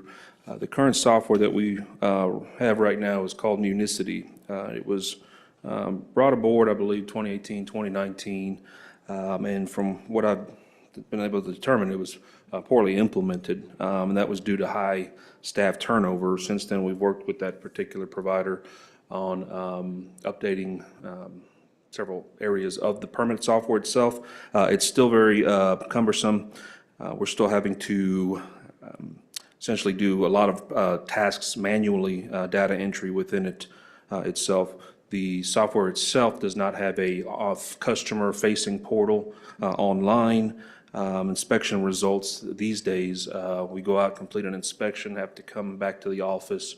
We manually type up a PDF document, email that to the customer instead of being able to do it right there in the software. And that's typically done towards the end of the day. So scheduling of inspections, inspection results, code compliance efforts, they're limited basically due to the software's functionality. Again, we've been kind of, over the last year, we've demoed quite a bit of software vendors. And we've selected MyGov for its user friendliness. It's a very easy to navigate platform. It has an online portal capabilities, things of that nature, request capabilities as well. It'll allow us to complete inspection reports right there in the field, update our customers real time. It's going to make us more efficient, to say the least. Again, our customers will be able to upload applications online, schedule their inspections directly from their mobile devices, and then submit complaints, service requests as well, using the MyGov portal as well. We heard tonight also the MyCivic app. This, our number one thing that we wanted to ensure was that MyGov would communicate with Tyler. And so they do. MyGov operates in a lot of jurisdictions close by. City of Mansfield uses MyGov. In fact, they are on MyGov 4. Kennedale used to have MyGov 4 before it went to Municity. Mansfield is transitioning over to MyGov 5. A lot of other cities that use MyGov are transitioning over to MyGov 5 for free. So if we had stuck with MyGov 4 at the time, it's similar to the Tyler Evergreen policy. We could have transitioned over to MyGov 5 very cost effectively. So one caveat I want to add too is that this particular software is bringing aboard Public Works. which right now, like you've heard tonight, every department is siloed. We have our own processes, our own software.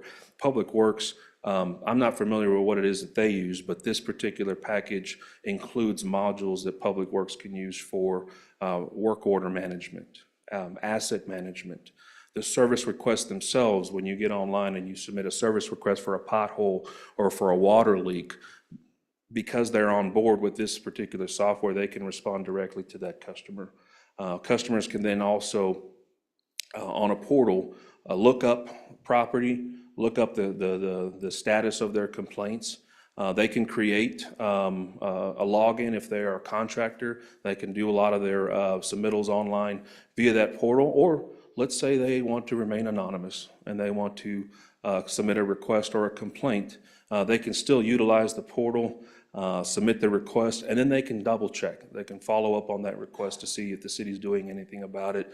This particular software allows us to communicate directly with the customers as well. So it's also going to improve our efficiency and financial tracking capabilities regarding reporting. So happy to answer any questions that you have on the MyGov software. Mr. Mayor, I have a question. Nathan, so going back to the Tyler Technologies, just as a point of reference, they had about 80,000 and change baked in for training. It looks like the MyGov quote has 3,600 baked in for online training. Implementations are usually kind of made or break during the first few training sessions. Do you feel like that's enough money, or do you need to budget for more training potentially? I believe it's plenty. I'm actually familiar with the MyGov platform. Okay. In a previous life, I helped put together the work order of events as processing using MyGov. It's easy to navigate. And then I was also involved with the transition into MyGov 5, so it should be relatively easy for us to get implemented. There is a time framing, so we're looking at about 6 to 8 weeks on the implementation side of things. The ability to communicate also with finance and other departments, particularly through the VAP, but our financial reporting right now, they have to manually enter in all those transactions that we take in because the software does not import directly into STW. MyGov does provide, we can import our reports directly into Tyler or the Encode, what they're using on that, and so that was established early on. A lot of folks, I get calls every day. I still get calls every day. First question I ask, can you integrate with Tyler? They say no. I said, thank you for calling. I hope you come by and check out Kidfish or something like that. But, that was number one. So that's what we established with this. And just to confirm also, neither statement of work, either the one with Tyler, the Director Horton has showed, or this one from MyGov, calls out that the integration will be completed as part of the implementation. That sounds like a day 2 item for both of y'all? I'm sorry. We're integrating MyGov to Tyler. Right, so there'll be some discussion about how Tyler wants that report to be set up so that when we export it from our system, it'll go directly into there. Aside from that, we don't have any concerns as far as implementation. As far as time frame goes, I don't know exactly how what the order of events for the implementation are. A significant portion of that quote is data entry or data upload integration from what we have now. Plus, we'll be able to utilize our previous data that we had on MyGov that we still have, just can't access it. So. Okay. Let us know how that goes. Sometimes when you try to get 2 vendors to play nicely with each other post-sale, that sometimes gets a little rough. Yeah, and I check references on all of them, and the cities that they use actually use Tyler for their financial, and they speak very, very highly of Tyler's financial platform, but it integrates well with MyGov. So I've talked to some cities about that as well. Yes, sir.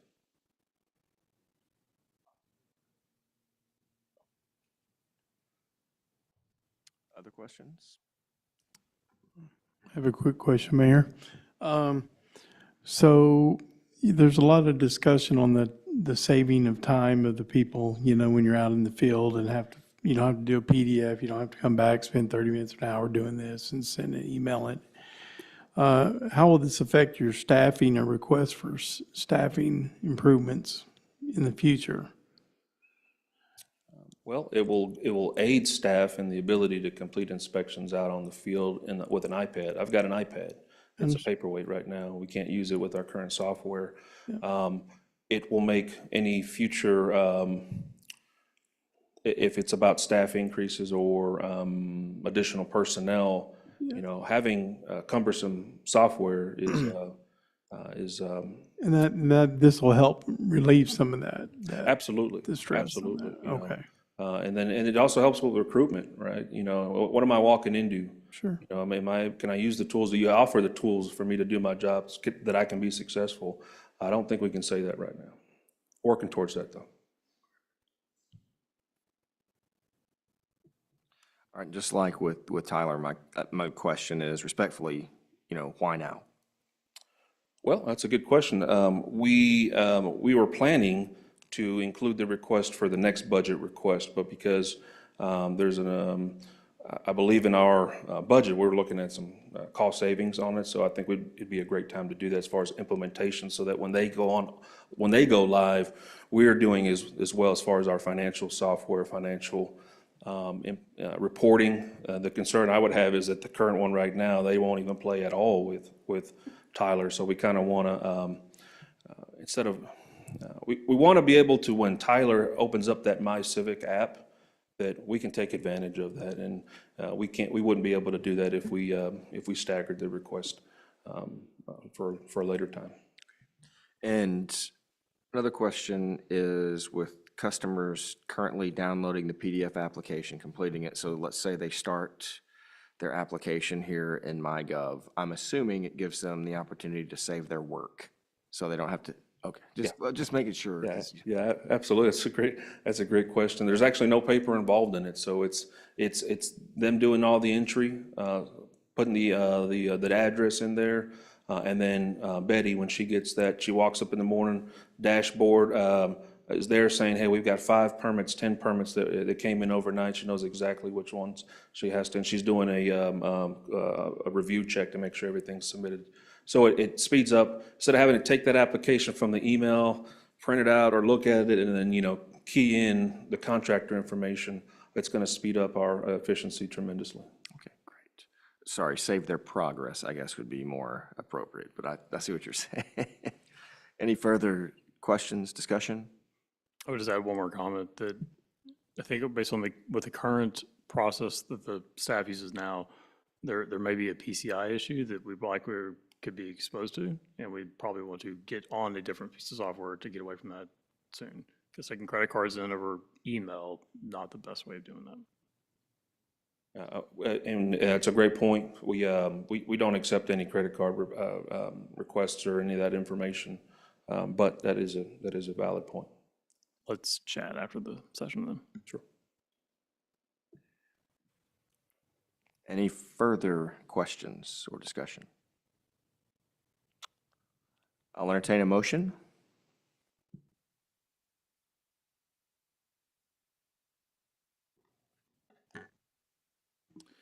I make a motion to approve the purchasing of the software agreement with MyGov. Do we have a second? I second. Any further discussion? All in favor? All opposed? The motion passes unanimously.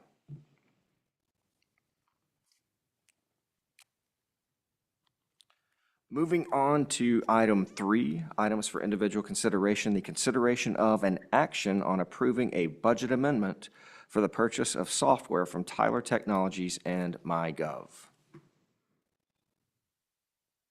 It's been a while. How are you, sir?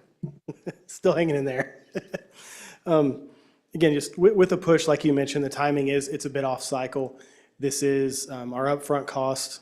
They are a number that is attention grabbing. Out of respect for that, we feel the best course of action is to amend the budget, be transparent, let people know what we're going to change that to. So on the exhibit, the main columns, at least in my opinion, is you see, and I'm on Exhibit A on the very last page, there's the remaining need of $141,121. And then on the bottom, the amendment for the budget is that 141,121. As pointed out earlier, human resources actually is gaining a little bit. Finance is going to take that because the training costs for human resources are buried under finance. So we're taking their 2420 against our 64,000. And that's why it shows for, in the finance account, that's that 0154450701. That's why it shows 61,584. So the two columns to the left don't actually add to that. That wasn't a math error. I knew what I was doing this time. All right, we'll open the floor for discussion. Did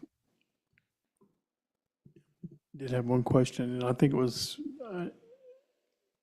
he said the ongoing cost annually for this, I guess this would include both products, is about 40,000 a year. I think that's what y'all said earlier. That was for Tyler. The annual fees on the current contract for both products will be $67,517. Okay. The Tyler portion of that is $40,630. Okay. And one thing, Mr. Glover, you mentioned training and the cost for Tyler, and it was something I regrettably didn't bring up before, but that the cost that's mentioned in on our single year cost, our startup cost, that's very conservative. That's almost like a worst case scenario. People have never worked in finance software, and this is all the training that you need. So we actually anticipate not needing nearly the amount of training hours that are budgeted for from Tyler. But our policy does require being conservative with our budgeting, so Tyler respected that when they put the quote together. And what's our current software cost annually about? You know, sorry. I have what we, 38,856 was our FY24 annual cost. So a few things on that. I mentioned finance and court actually decrease. We mentioned the My Civic app. Kirk mentioned the document portal. So those will be new pieces that come on that add to the difference. In Public Works integration right now, they don't have a software. So this would be an expansion for them completely. Other questions, comments? All right. Then I'll entertain a motion. Mr. Mayor, I make a motion to approve the consideration of an action on approving a budget amendment for the purchase of software from Tyler Technologies. Do we have a second? I will second it. Any further discussion? All in favor? All opposed? The motion passes unanimously. So our final item on the items for individual consideration, number 5, is consideration of an action on the project management and inspections for the Safe Route of School project. Who's got the floor? All right.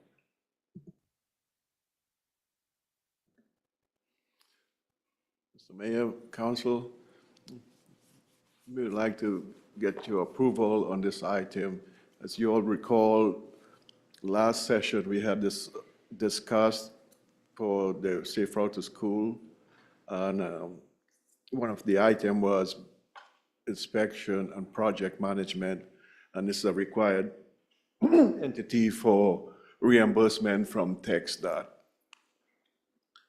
So right now, I'm sorry, the City of Kennedale or the Public Works Department, we don't have a certified or licensed inspector. I could do the inspection, but I'm not available to be on site 5 days a week for at least 6 hours a day. And that's a requirement for this project to be reimbursed especially. And if you all recall, when this was the OPCC on DAS back in 2018, 2019 was 1.3 million. The bid came in for this project as 1.4. And this project is a 80-20 split, the state being responsible for 80%, the City of Kennedale 20%.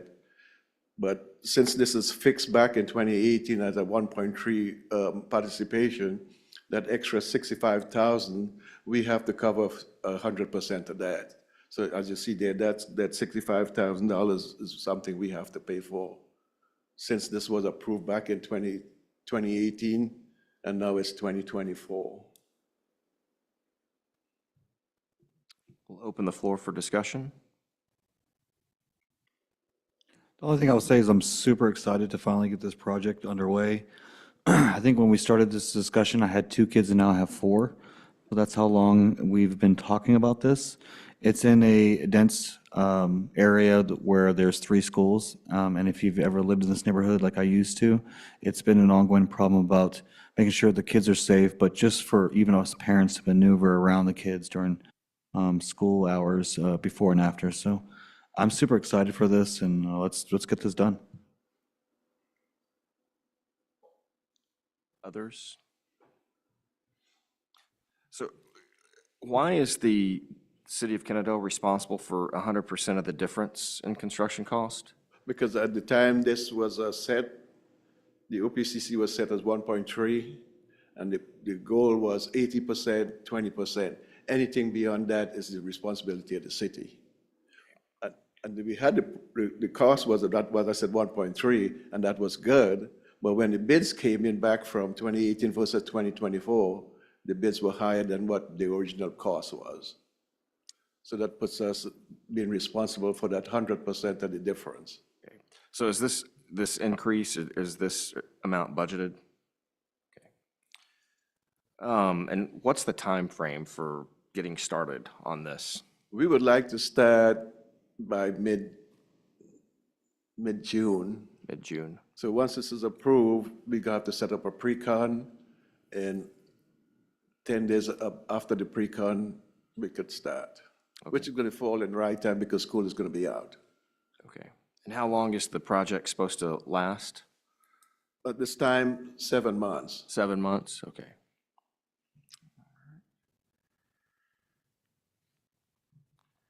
Any further discussion? I'll entertain a motion. Mr. Mayor, I make a motion to, hold on, I'm rereading this. To approve the action on the project management inspections for the Safe Routes to School project. I guess that's the best way to put it. Do we have a second? Mr. Mayor, I second. Any further discussion? All in favor? All opposed? The motion passes unanimously.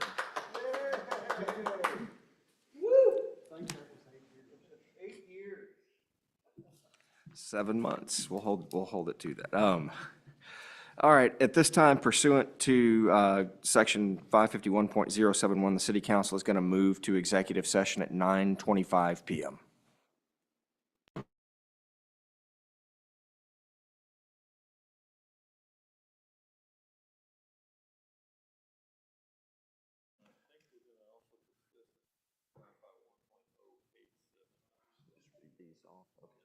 Okay, let me correct the record. Pursuant to Section 551.071, we'll go with consultation with the city attorney pertaining to any matter in which the duty of the city attorney under the Texas disciplinary rules of professional conduct may conflict with the Open Meetings Act, including discussion of any item posted on the agenda, legal issues regarding the Open Meetings Act. Additionally, pursuant to Section 551.072, deliberation regarding the purchase, exchange, lease, or value of real property.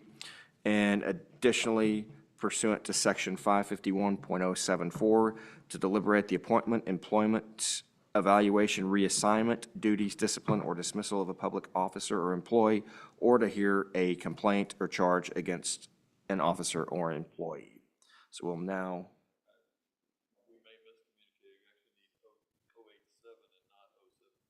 Okay. I retract my statement on Section 551.074, And instead, pursuant to Section 551.087, deliberation regarding commercial or financial information that the governmental body has received from a business prospect that the governmental body seeks to have locate, stay, or expand in or near the territory of the governmental body and with which the governmental body is conducting economic development negotiations, or two, to deliberate the offer of a financial or other incentive to a business prospect described by subdivision. At 9:27, the city council will move to executive session.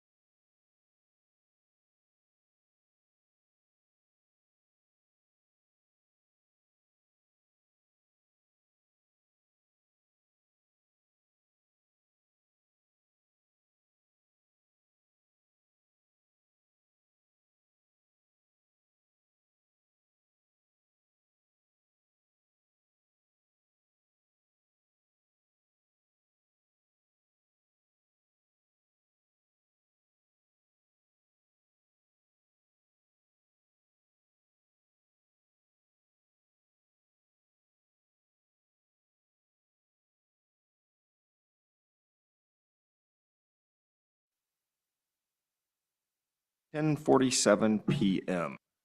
So with this, I think it's everybody's favorite motion. Mr. Mayor, I make a motion to adjourn. Do we have a second? I second it. All right, all in favor?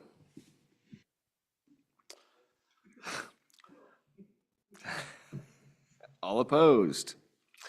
The motion passes unanimously. We will now adjourn at 10:48 PM.